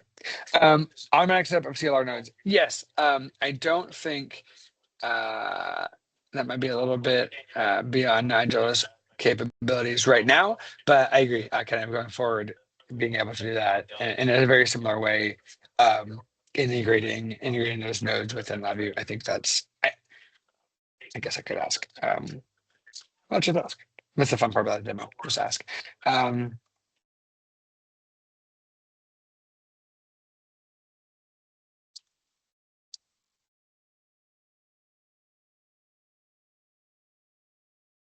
It's also interesting how quickly the LLMs understand what's on the web or how quickly they can find resources. We published a bunch of new web pages yesterday with the launch, and Nigel referenced one of them in one of its responses, which I thought was really surprising. Yes, so here are your different nodes. Here's how you call them in assemblies. Make sure you're doing these. Here's your, framework versions. It doesn't reference .NET Core, which is interesting. Yeah, being able to say like, here's how you can do it. Here's your .NET constructors. I don't know if you fed it a .NET assembly. Could Nigel interpret that or help you, create a config file, different things? But again, Nigel is well aware of .NET and being able to leverage that. Cool. Thank you for all the questions, and happy to answer more, or you can feed them through Nick. Nick's in the room, and you can feed the questions there. But yes, last thing I would say, I should have mentioned this earlier. Last thing I would say is Nigel needs to be connected to your user account, your user profile. So if you haven't yet, make sure. Effectively, if you have the ability to call support today, you have the ability to call Nigel. But if you've ever called support and they're like, you don't have a subscription, you got to go find your serial number, go to NWLVUG.com, attach it to the user account, make sure your services show up there. So Nigel will give you an error if you try to go use it. You don't have an active subscription part number, service agreement, or multi-seat agreement. So get your software admin to add you to the service agreement, get your own serial number, make sure it's attached to your user profile. And once you do that, go down LabVIEW 2025 Q3, go install Nigel and get going and get ready to test. So thank you for having me. I'm going to jump. Feel free to throw more questions in the chat or send them my way, but always happy to chat more. That was Thanks, great. Yeah. See ya. Well, we're going to take a 10-minute break in the room now, I think, and then we'll pick up after that. So yeah, have a nice time at the break. See you very soon.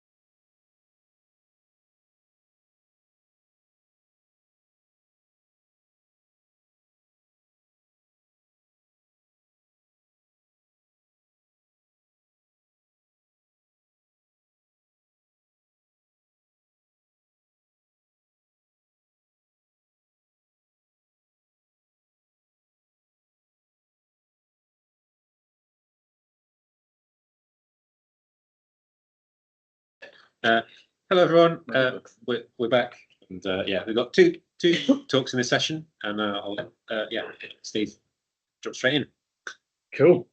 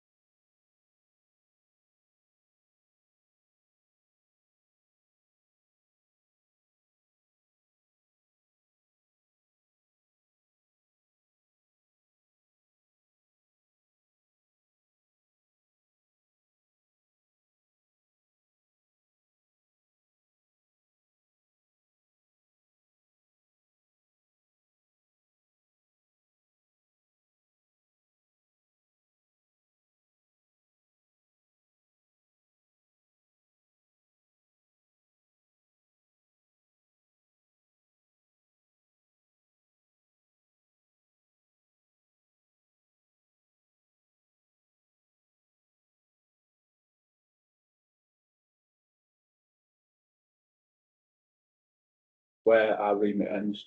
And you can get that from myself, although full disclosure, only for a very short period of time, until next week. But we do have a whole team of BDMs, which is my role, and also NI trained technical support team that via NI inquiries at Farnell. We can support on certain supplier days with product demos, hands-ons, things like that, and also we support in community. So we come to user groups, so not just to buy pizza, but we'll do demonstrations, presentations, hosting, and also supporting GDevCon, which I'll get to in a sec. So outside of the technical side, you've also got, because this is Northwest LabVIEW user group, Saran, who's in the room, sat over there.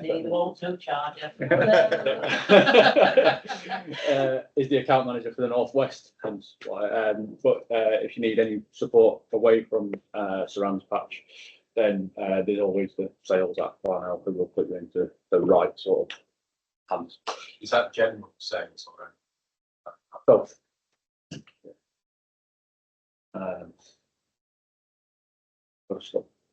Should really invest in a one of those point clicky things for presentations. Sorry. So GDevCon, so I'll come back to it. So we're supporting GDevCon. We tried it for the first time last year, and this year we're a Tech Cave sponsor again. So we'll have members of Farnell there, but we're also supporting the LabVIEW Launchpad. Not quite as heavily as we were going to do because I was going to run a session. That's obviously now tricky, but we are providing hardware and materials for that. So hopefully you'll see some of my current colleagues at GDevCon if you're going. That's in September in Brighton. Yes, sorry. That's all right. The QR code, which that's a good shout. This is why I don't do presentations on training over. Which will take you to the GDevCon website, which has that information. Should have put a link there for the online people, but yes, it's in there. So, do you know what's worse? Is oh no, I did leave it on there. So yeah, so it's on the 9th to the 11th of September. Sorry. That's right. Yeah. So why Farnell? This is sort of the last bit. So as you're putting a test system together, you may need more than just NI kit. As much as I personally love to sell you all the NI kit in the world, you need other bits around it, sensors, frame boxes. We can support you with all of that. Plus, we have a whole raft of it in stock. We've got massive warehouse over in Leeds, so most of this will ship because you're in the UK, probably next day delivery, but at least same day dispatch. So, yeah, and that covers the whole test system, like I said. So that's my sales a bit then. So FlexLogger, who in the room has encountered it, used it, avoided it actively? Only in demos. An online, sorry, I've just said it before. yeah, cool. So what is FlexLogger? Like I started with, it's not particularly LabVIEW based. In fact, one of my arguments for using it is it can free you up from doing LabVIEW development. You can work on bigger applications, but it's no code or low code NI DAC companion software. So some of these bits have been ripped straight out of an NI DAC, but with my personal thoughts wrapped around it. So it's not full on NI, but basically it's included in the cost of your NI DAC device. So that's anything that's leveraging DAC MX driver. And it's a really quick way to get up and running from detecting what hardware you've got connected, bit of configuration, putting together a really quick screen and logging within minutes, pretty much. Even on my demo laptop that likes to fall over at least hourly, you're up and running it. So it is quite a powerful tool for a specific use case. And with the roadmap that I'll go into, every time there's an update for it, it seems like, and I plug it into more and more of the surrounding softwares, so LabVIEW, Test, and it comes with a cut down version of Diadem.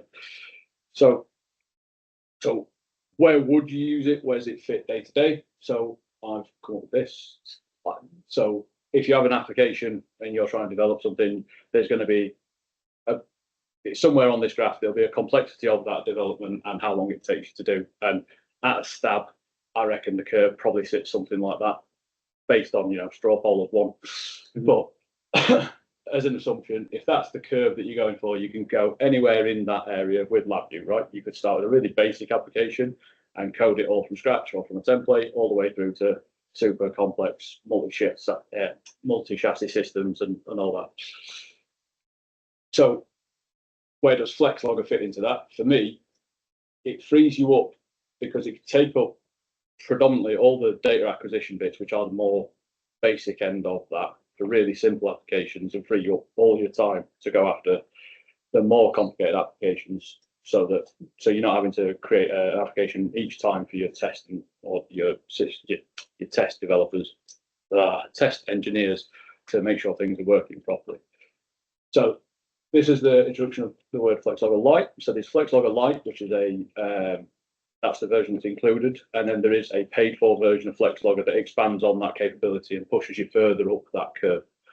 Again, this is not an NI thing. This is where I see it sitting when I'm talking to current customers. So that's kind of what it is and where it is. And I've just touched on FlexLogger Lite. So there's FlexLogger Lite and there's full on FlexLogger. And I've tried to split the functionality into FlexLogger Lite on the left and FlexLogger Full is everything on the left plus the bits on the right. And you can see everything that you'd need from a basic DAC application, configuring channels, simulating DAC hardware, logging to files, creating basic screens is in the freely available version, but with some additional bits to create slightly more complex. So you can add control, you could add alarming, you can do extending the capabilities, which is the bit I'll touch on shortly, to increase how far up that curve you can get. So this is available on the FlexLogger website, so I'm not going to go too deep into it. But and quickly before I get into the codey bit of a roadmap. So if anyone's not aware, NI now put all their roadmaps on ni.com. So if you're on the LabVIEW page or if you're on the FlexLogger page, there's a section where it'll tell you that you can see the roadmap. It'll take you through to the roadmaps page. So this is all freely available. Again, I've split it between light and full.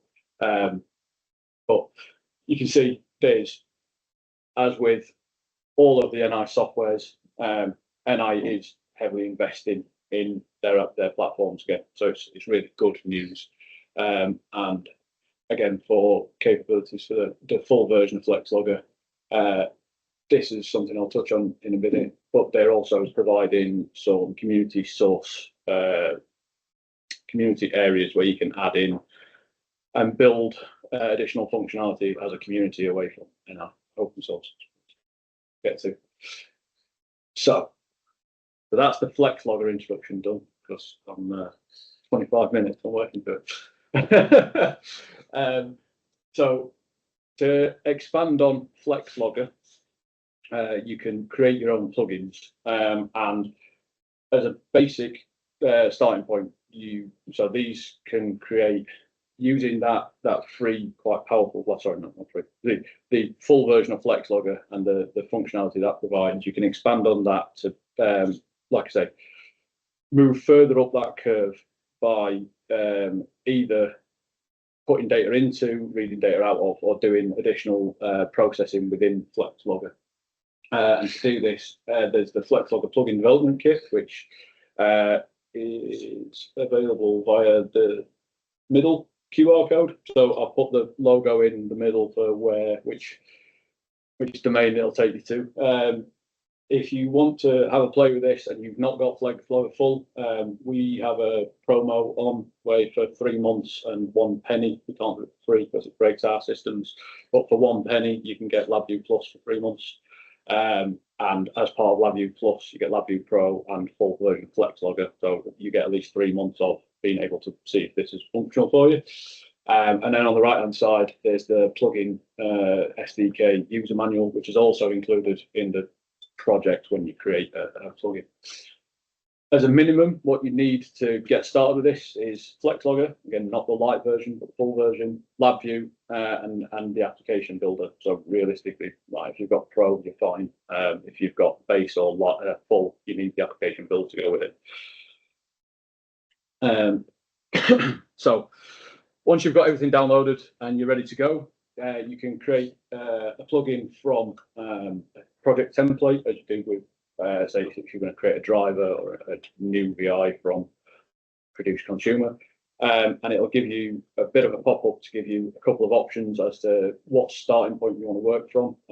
And there's 3 basic starting points. So there's consuming set point data, so that is taking something out of FlexLogger and dealing with it.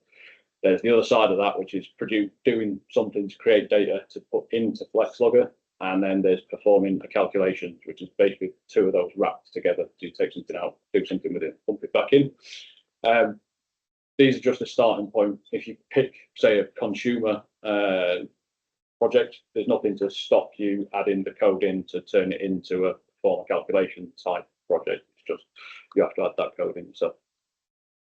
So once you've done that, you get the My First Plugin template project created, and what happens is, so on the left you've got that project structure, and within the My First Plugin library you've got the class with those 5 VIs, and the data flow of the plugin itself runs as from a starting point, initialize, configure session, and last time I did this, I must have not fixed it. The arrow between configure session and process is backwards. But I'm not taking the blame for that because I saw it in the documentation. So I should have fixed it in this, I guess. So it goes from configure session to process, and then around the loop if you make any changes or exit, and then eventually as you either close the session, remove the plugin, or close FlexLogger, you finalize and tidy up. So I'll keep that and the project window on every slide just to show you which bits and detail what happens in which area. And unlike the last time I did this demonstration, my plugin now actually works. So hopefully, touch wood, the demonstration will do something, although it's a radio type demonstration because anyone online is not going to see that. But, okay. So in the initialize and finalize cases, so highlighted blurry picture on this end of this call. So this is where the management of the plugin is done. So this is you set the plugin up, and then and obviously at the back end of that, close it. Now, there's not actually that much happens in my plugin at the back end because it doesn't do that much setting up. But this is where you, so because it's called once at the initialization and destruction of it, it is purely around the plugin management, not the function of that plugin. So in my example, and this is the code that I've written, so be kind. So you initialize the class from a parent class, you configure its timing. You can then create plugin parameters, and I'll show you where these fit in FlexLogger in a bit, and I'll do an intro to FlexLogger. You can configure your plugin channels and configure the parameters for those channels as well. Possibly. Oh yeah, so that's those bits.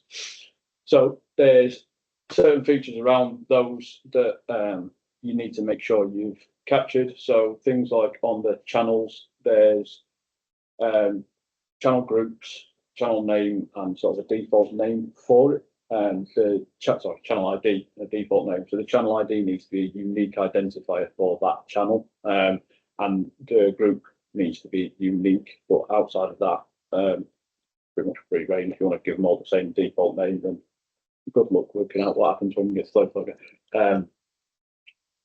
So in FlexLogger, your plugin parameters is so away from the channels of within FlexLogger, which will make more sense when you see what FlexLogger looks like if you've not played with it before. This is the plugin management. So in my example, I'm talking to a serial device. So this is where you can provide it your device handle, and it'll feed back things like serial number and connection, device name, confirmation things. Channels. So this is what your channel specification area within FlexLogger looks like, and you can see you've got your group name at the top, channel unique ID, and then your default name and value.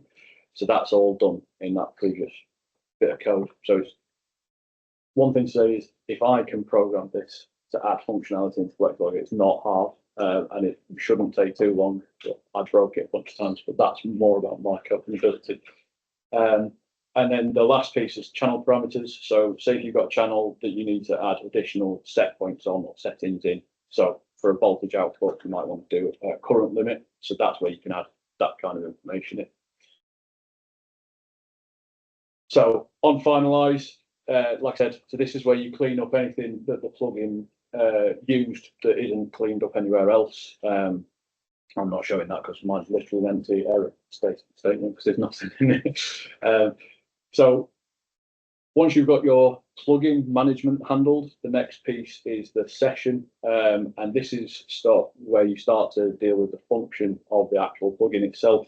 So again, it's called whenever the plugin function stops and started, which could be the first run, or whenever a user changes something within that user, in that plugin within FlexLogger, or if you delete that from your FlexLogger project.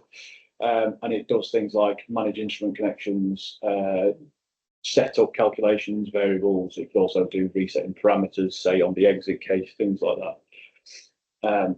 And in my example, you've got, so it's going to read sort of the latest, read the latest inputs from FlexLogger, configure the instrument, test that communication, and initialize its output settings. And basically, it's a wrapper around the driver for this device. But say if that was a calculation, it'd be setting up any of the variables that calculation needs, and then allowing like a clean start for whatever your plugin is going to do. What time can I start? I think you started about 15 minutes ago. Okay. Although, Yeah, do you want to? yeah, sorry. Just gonna drop my card to Steve and then thank you. See you later. Nice to meet everyone. Bye. And then, so again, doing these in pairs. So you've configured the session. On the flip side of that, you need to close your session. So that is doing things like closing the device. This could be where you want to set it back to a safe state if it's a power supply, although my code doesn't do that. But you know, work on reset variables and things if it's a calculation type plugin. And then the last piece in this puzzle is the process, and that's kind of where the magic happens, right? So that's where your bulk of your application, your function needs to sit. And it runs continuously at whatever the rate you defined in the plugin initializes, and it runs until there's a configuration change, which could be a change of a set point or an exit. And then, yeah, like I said, so whatever the function of your plugin is, this is where the code will sit. So in mine, it takes the latest readings from the FlexLogger user interface, passes it out to the power supply because mine's a consumer type project, and then updates the device via the drivers. So nice and basic. So once you've done those 5 VIs, there's testing and some feedback for NI at this point. So there's a plugin environment simulator. So this, you can find the link for this is in the SDK user manual. What it does is once you run it, it asks for the location of your plugin and spins it up in a test harness so that you can make sure things like set points, parameters, and everything's been updated properly. For me, I found it works absolutely fine with all types of parameters, but doesn't work with my VIs with the set points. But that might not be an NI issue. That could well be me. Yeah. But what I did find was it proved enough for me that it was worth giving it a try. So once you've made sure things should work, then to deploy it, you within your project, there's a build spec for the project pack library. Build that as is, and it will put it into the default location for a FlexLogger plugin. If you've gone into FlexLogger and adjusted where that location is, then you're going to have to move it across. But once it's there, then you just need to start FlexLogger or restart if it's already open, because it seems to fetch the latest versions on startup, and then add it into your FlexLogger project as required. And that's when I found out what my settings did work. So go for it. And that's again a screen of where you add this in, but I'll show you what that looks like in a second. So some help for getting started on this. So there's examples within the FlexLogger SDK for the 6 types of example you've got there. So that's included with the plugin SDK. On top of that, there's the QR code or the link for. So NI has a GitHub repo for, I think it's got about 12 FlexLogger plugins in there.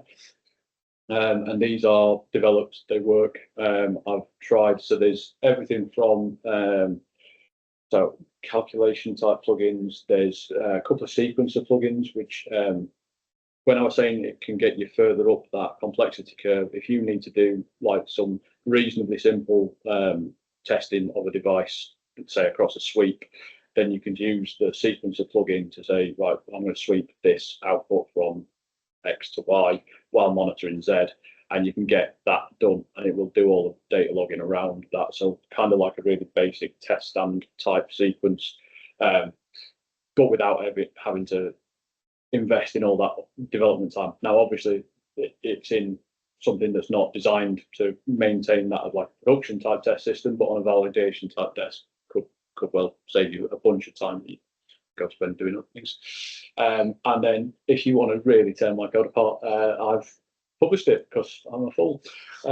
So feel free to go tell me I've put the wrong comment in the wrong place or something. So yeah, so that's getting started. And has anybody got any questions on anything I've showed you so far while I try and make the demo do something? Super. There's one comment in the chat just saying it's nice to see the plugins have been such a polished feature now in FlexLogger. So yeah, that's from Jonathan. So that no.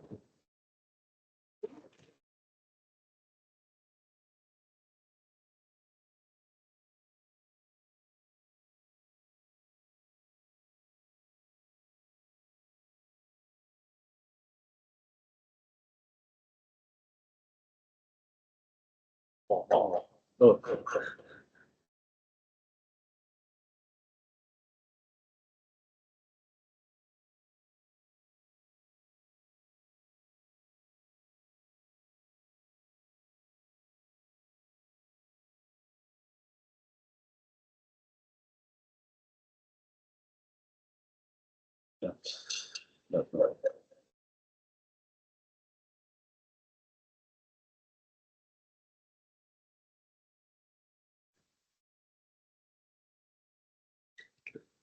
Unmuted now. Maybe it was the projector.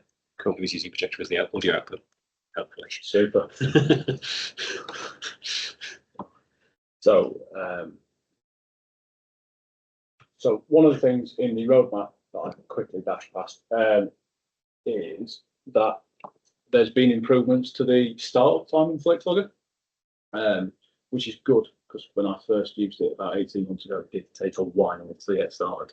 But it is now much faster. The first time I find the first time you spin it up, it takes a while, but then iterative startups are faster. So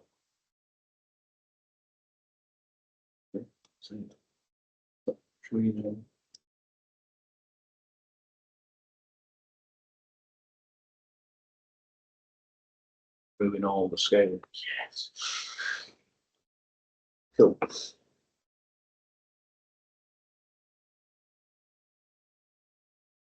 So in the project, so these are the VIs that we showed you, just to show how little there really is in my finalized VI.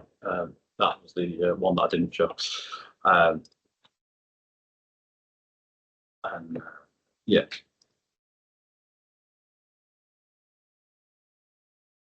Just while FlexLogger loading in the background, might also show something useful. So these are so these are your plugin parameters at the top with your channel creation here. So I've done this just in case you wanted a 2-channel power supply, for example. You can spin up multiple channels.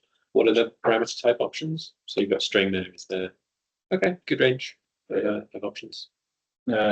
And in channels, if you create a channel to start with, the default value is always a double.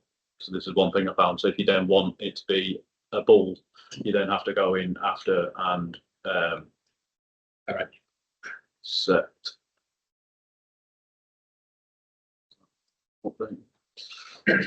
That because it's the wrong one. Data type as to waveform, double waveform, full. So that's for your set point type updates.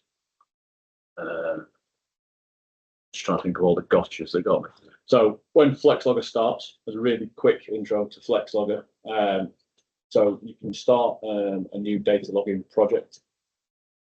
And the first thing it'll do is scan for any connected DAC-MX type device. So this computer's not got any in, but what you can do is, should start at that same time because that's going to take forever as well.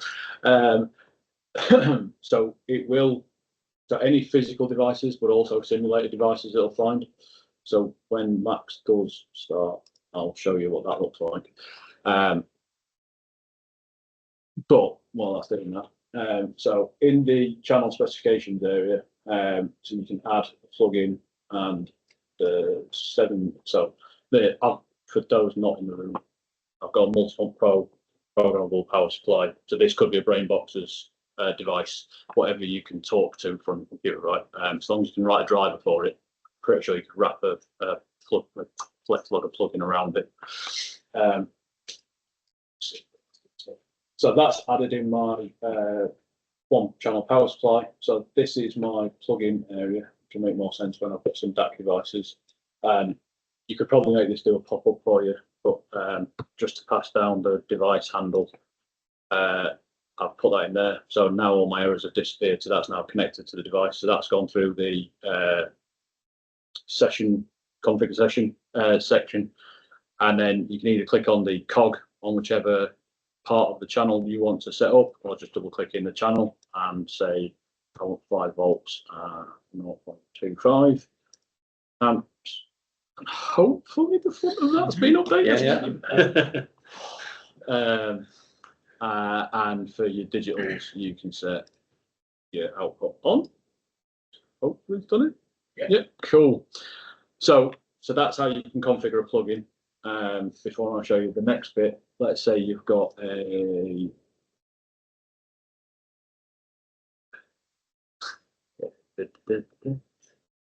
2 minutes and I'll wrap it up. Yeah. It's been nice to those. Yeah. Create new. No. Right. Okay. I mean, you're already making life difficult by setting yourself to a screen scaling of none.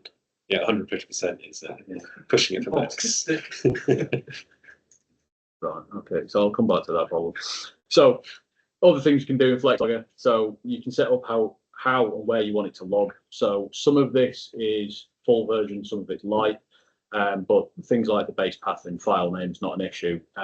There are being able to save it into 2 places at once. So things like the backup file path and the login trigger, I think full version functionality. So you can like manually start and stop, but you could start after a dwell time and then stop after an extra or on channel value change, things like that. Test specification, I think this is almost entirely in the full version, so you can event on a channel value, and then that could drive an alarm event or something like that within one of your channels, which I would show you, Max, fast. And then to quickly put a screen together, so you can set your click and drag controls and indicators into, I think this is a bit like very standard dynamic UIs. So you set that to voltage out, and you can back down a power button for your output, and now you can change the value as per that and turn it. Oh no, that's working.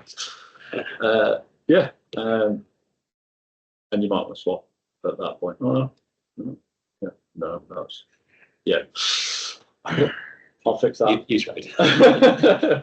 But essentially, if you had an actual device there, it would populate down here and you'd get all of its channels, and it's as easy to configure. And it's very similar to configuring a channel in Max, where you've got scaling factors and you're setting your units up. So if you configured stuff in Max before, there is no learning curve. Okay. Flew through that. Has anyone got any questions before I hand over to? Quite a lot more powerful than I expected it to be. Can you create deployable like executables? So you'd need FlexLogger on the system you're going to run it to, but you can, in free, you can just give them your FlexLogger application. In the full version, you can then lock it so that people can't go in and make amends to all the channel setups. So as an example, so on this one takes to load. You can. So is anyone at NI Days? Cool. So you may have seen this. So I took a demo to NI Days where we had a box full of parts that I nicked from stock. I mean, they're used from stock to show that we could wrap a system around it, and had a 6451, the new Neo DAC, running through a suite on a voltage output going into a Raspberry Pi, and it was sending it back as a PWM. That's all done in here. You could take that, lock it, give it to your test engineer, and he could go and do that on his desk and fairly safely, and then can't break it. Can you call it test standard? Yes. Yeah. And there's a LabVIEW, as well as the plugin SDK, there's a LabVIEW API to call these as well. Yeah, thanks very much, Steve, for showing you. That was great. Cool. And now we're going to fly straight into our final talk from Danilo from YottaVolt. Yeah, well done, Steve. Thank you.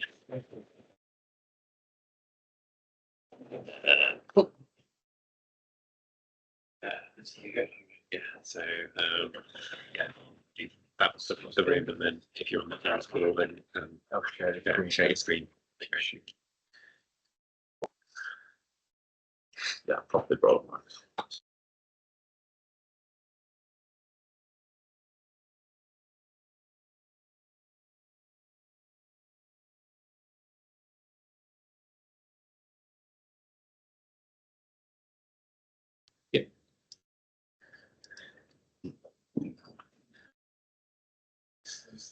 So one of the things I wish I knew about this before I moved into sales like engineering is if you ever try and debug hardware and it's running on a DAC device, you could use FlexLogger to say, like, the software is not picking up the hardware part properly, or the scaling is not coming through. So it's not like replacing LabVIEW. It's another way of proving which side it's not working in integration testing. Good. Over to you. Nice. Thanks for taking the time, guys. Some of us long and very informative. So I'll show you something very specific, introduce myself a little bit, and show a few features that if you still work in LabVIEW 2017 or 2020, whatever version, there are quite new things being worked on and deployed that are quite interesting. So I'm gonna just touch on some of them. Of course, and I already showed the most interesting one, which is Nigel. But just introduce myself. My name is Danilo, and I am responsible for all the activities what we call UK North of YottaVolt. YottaVolt, just like Farnell, is one of the distributors, local authorized distributor for NI. We do represent NI in about 89 countries. And yeah, there are 5 of us in the UK, soon to be 6. And YottaVolt, just a little of a spiel what we do. We are one of the oh, that was going fast. We got 5 seconds to talk about it. About us. There you go. Yeah, we do a lot of stuff, including pre-sale support, training, and in fact, this morning for those who are here, we had the CLA and CLD exams, so we deliver those. We are the authorized training partner for NI. So if anyone needs any sort of face-to-face training, private training, so sort of talk to us.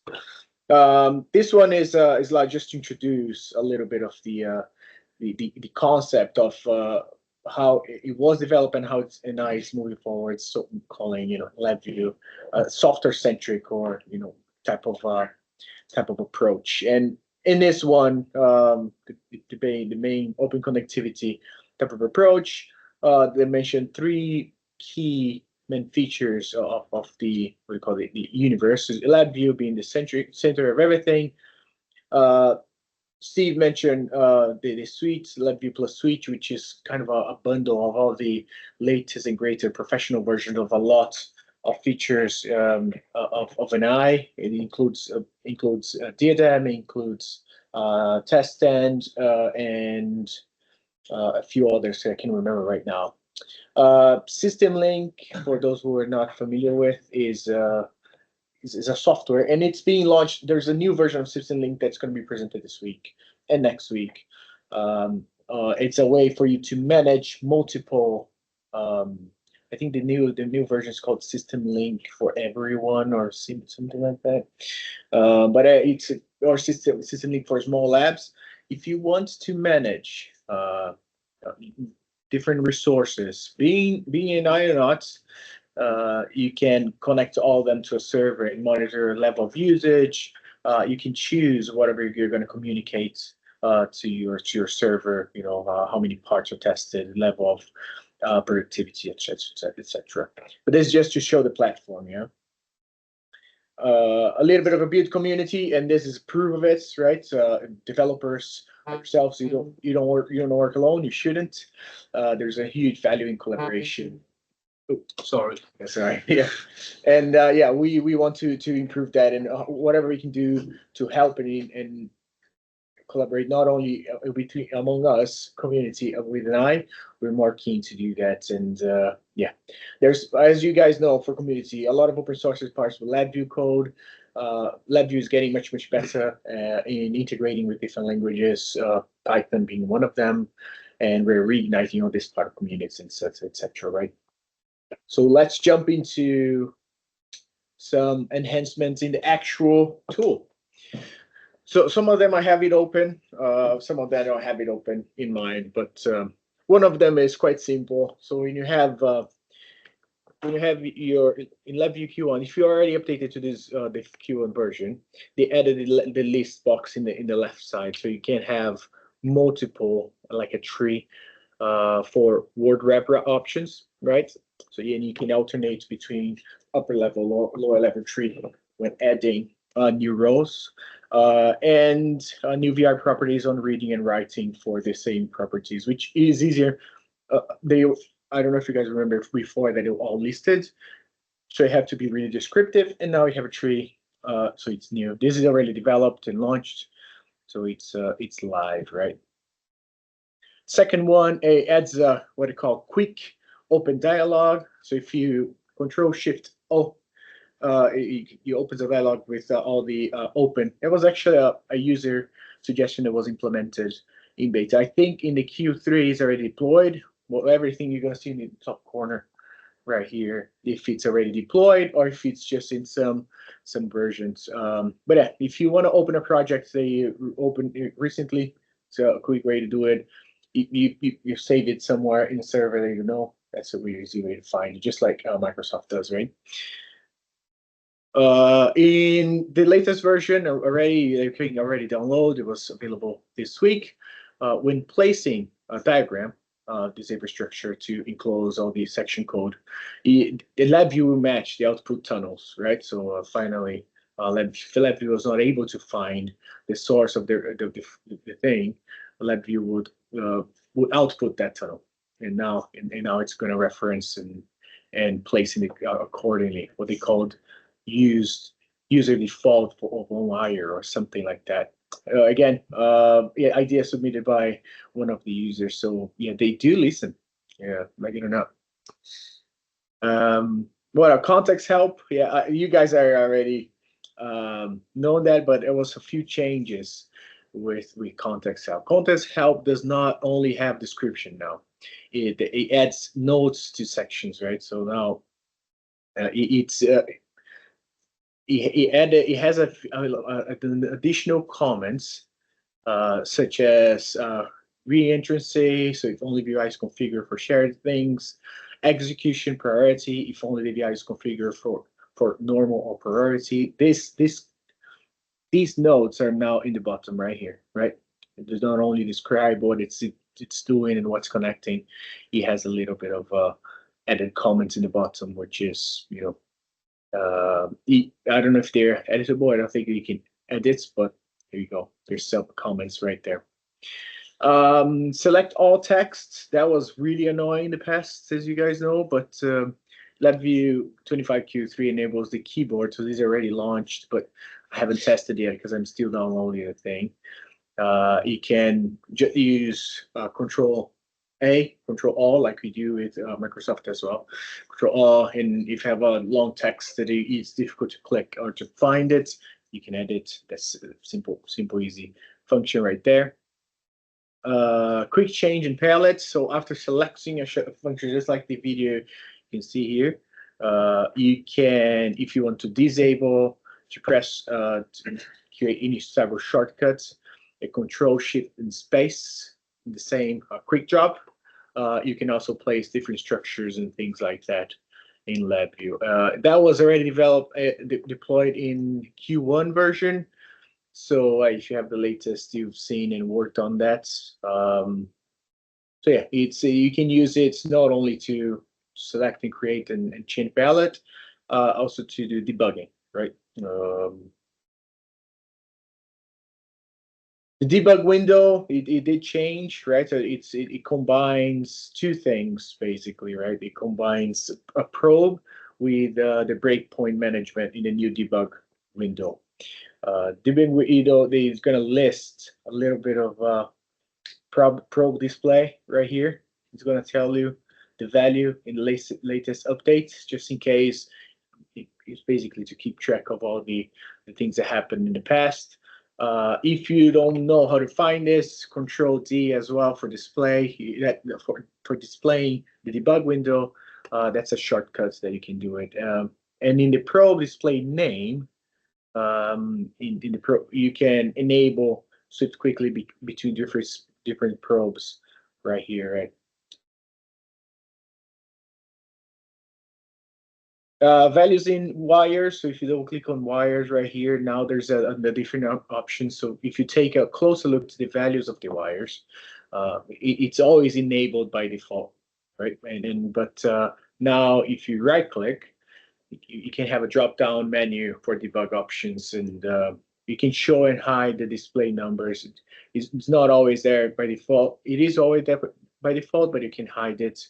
You can show values. You can enable and disable.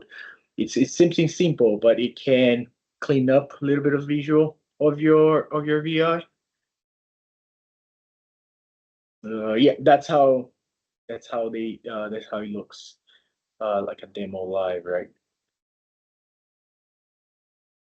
Again, on the debug window, you can right click on the menu of the tree and allows you to add, remove, highlight, export all the data from clipboards to whatever CSV file you're working on, or you can enable and disable breakpoints as well.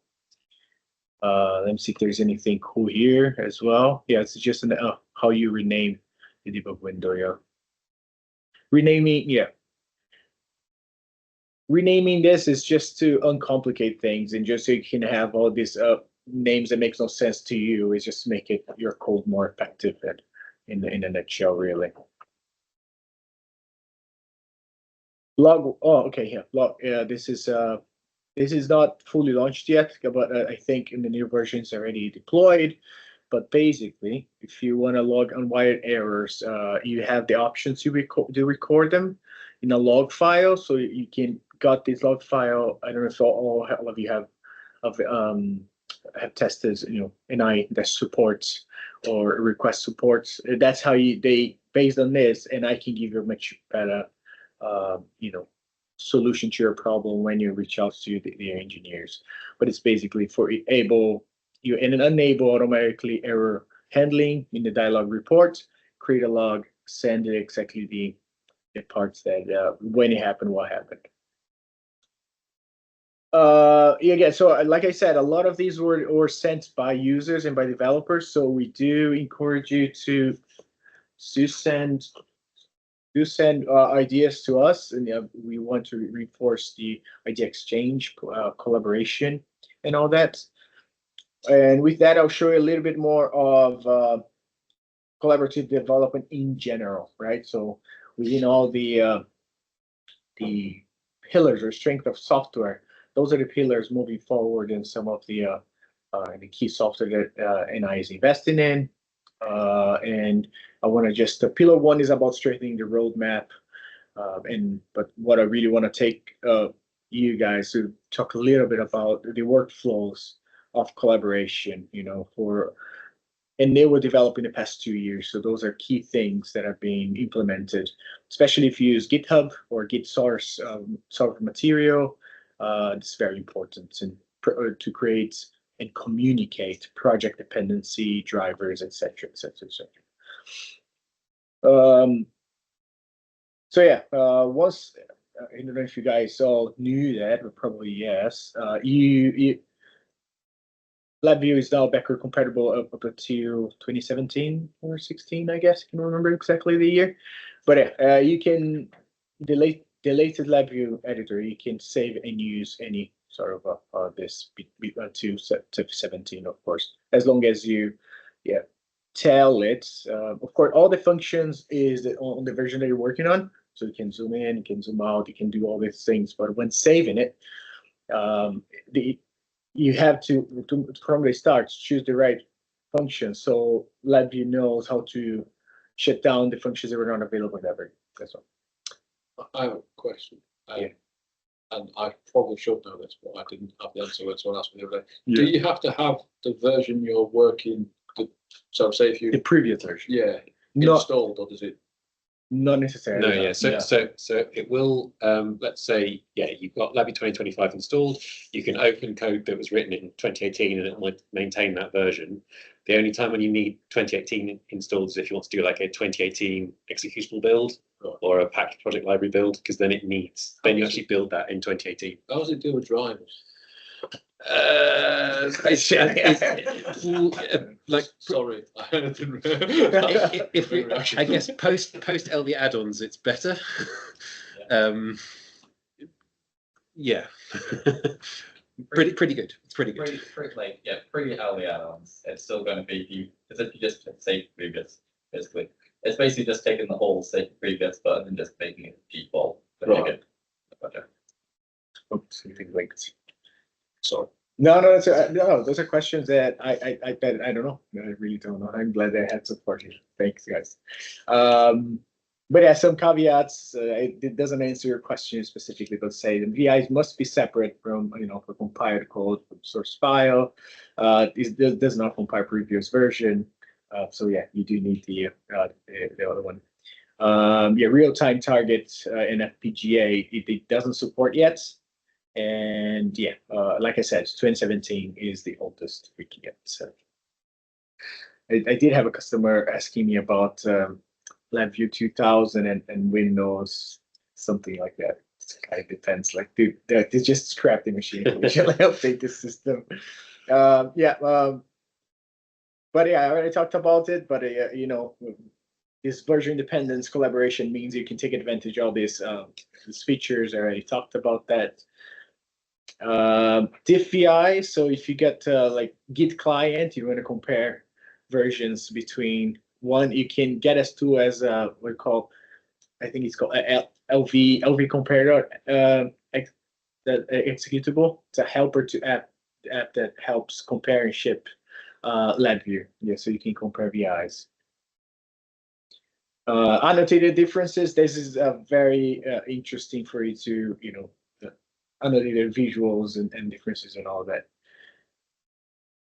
And in differences right here, so if you open the VI differences, you can copy images and paste the buttons right here to if you right click on it, just so you can image and copy and paste things from the clipboard from one to the other, basically. Simple comments. In some cases, changes are simple, but this is because this is our. I'm assuming I'm saying all this, guys, but I'm assuming this is not exactly new to you because this has been around for almost a year. Images to comments can clarify. So comments are usually text-based, but you can add some snips and crops and images and now, which is interesting. And finally, I think this is one of my latest one on what's new. In case you have a huge amount of VI changes, you want to keep track of latest version, you can create a let's call it a VI comparison report to keep track of, this was added or this was, keep really track of user, date, and description, basically, right? Who did what when, and the format can. It can just keep track for versions, especially when people leave or have a large team working on libraries that are shared. It is interesting to have a look in the VI comparison reports. Ideally, best practices, you would have that managed by someone in IT, a server that you guys all share. But yeah, we'll take a closer look. But yeah, this is just showing the pipeline and automated actions that you can configure to run, for example, when you have a pull request or when you run checks and etc. Let me just jump on, stop sharing real quick so I can jump from interoperability. AI, I'm gonna jump on AI because it was already presented, all the NIGO good stuff, which is a chapter. I'm happy to share a lot of this presentation, by the way, on new features. This was all presented already. Hey, just interoperability real quick. Yeah, I think that was it. I had 3 more slides and that's it. Let me see. I knew, good, all right. Yeah, Python, yeah, which is what 90% of my customers ask, is this, can I use Python in this? Can I, call in my Python code? I can't find people that, get LIP, etc. But anyway, it's getting easier and easier to support Python, 3.11, 3.12. it's built in. Of course, you can do vice versa. You can call your VIs from Python code and call your Python code, using .NET, etc. It's quite easy, really. It's already deployed, as you guys know. It's you just call in a function and point to where the code is. Same thing with support for .NET 8.0. You can just build the construction node, and everything that's called algorithm can send data out, pull data in, from defining user static properties and methods and all that. Yeah, this is the key thing here is to enable people to keep using LabVIEW for complex stuff that you need to talk to hardware. It's being software hardware agnostic. A lot of people still use a lot of the LabVIEW libraries and stuff, and there are still some free features, specifically in .NET Framework, that aren't yet supported, but it's getting better than ever for iteration of the software. And I intend to keep working on that for the releases to increase .NET and Linux and Python capabilities within the software. But basically, that's what I had on what's new. Of course, a lot is coming, a lot of only AI stuff. But yeah, more than happy to have a chat and do a demo of anything. But thank you very much for listening to me. Thank you. There is one question, but it's maybe, I don't know, you might be able to answer it. It might be one just for NI. That's from Jonathan asking, are there any planned improvements on calling LV compare? So I think currently you have to do a bit of configuration, like maybe with some additional scripts or whatever to make it work. Do you know if that's on the NI roadmap? A new comparison report thing that I'll talk about as of yesterday has a CLI Pro. Okay. So there is a CLI call for that specifically to push out HTML and Word documents for development. Yeah. So yes, is the answer. It came out yesterday. Right. Yeah. So they've improved the user experience on use of that. That's great. Thank you, Nick. And there's one. No, that's great. Thank you. Yeah. There's maybe one more question in the chat. I'm not quite sure I understand. I think they're just suggesting that for integration with Atlassian Toolkit. So I guess that would be directly driving whatever merge requests and other notes and assets back up to your source code provider platform, shall we say? I guess, and don't think this like I'm not here like representing NI preference. I'm here to stuff like values. So it happened to work for NI. So don't think this is like the NI answer. But in general, if there's like source code control workflow improvements you want to see, show on the forums. A stack of the like software roadmaps for the whole like NI software suite are around. Great. How do we improve like source code control? How do we include like collaboration parts? So throw that somewhere, like give that feedback. I wouldn't be surprised if we probably don't call out Atlassian outright, but we will call out something on there for improvements around that. So if you have specific requests, best to look on the NI Idea Exchange. Idea Exchange. Or you saw in a lot of stuff that we went through were all from the Idea Exchange. Yeah. So it's like 10 features, I think, as of yesterday that came from the Idea Exchange for the new release. So Good to see, because nothing was really done with that for years. yeah, there's like a 10-year gap when nothing came from it. Yeah, and then, yeah, a lot of stuff just got implemented. So, but back to actually using it, which is nice. But yeah, if you have specific like requests driven on that, being looked at again, essentially. All right, Jason. So yeah, Jason on the chat. Hopefully that answers your question. Yeah, no other questions. So I guess we'll just thank Danilo for his talk. And then thank you everyone for attending. It was great to be here. We'll probably be sending out like a survey or something very soon just to get some feedback. And we're always keen for other people to present. So if you have thoughts and things you might want to present, let us know. And Jake's put a link to the survey. Oh, fantastic! That's so well done, Jake. Sorry, good to be here. Thank you from everyone at Control Software Solutions. Thank you. And safe journeys home. Thank you.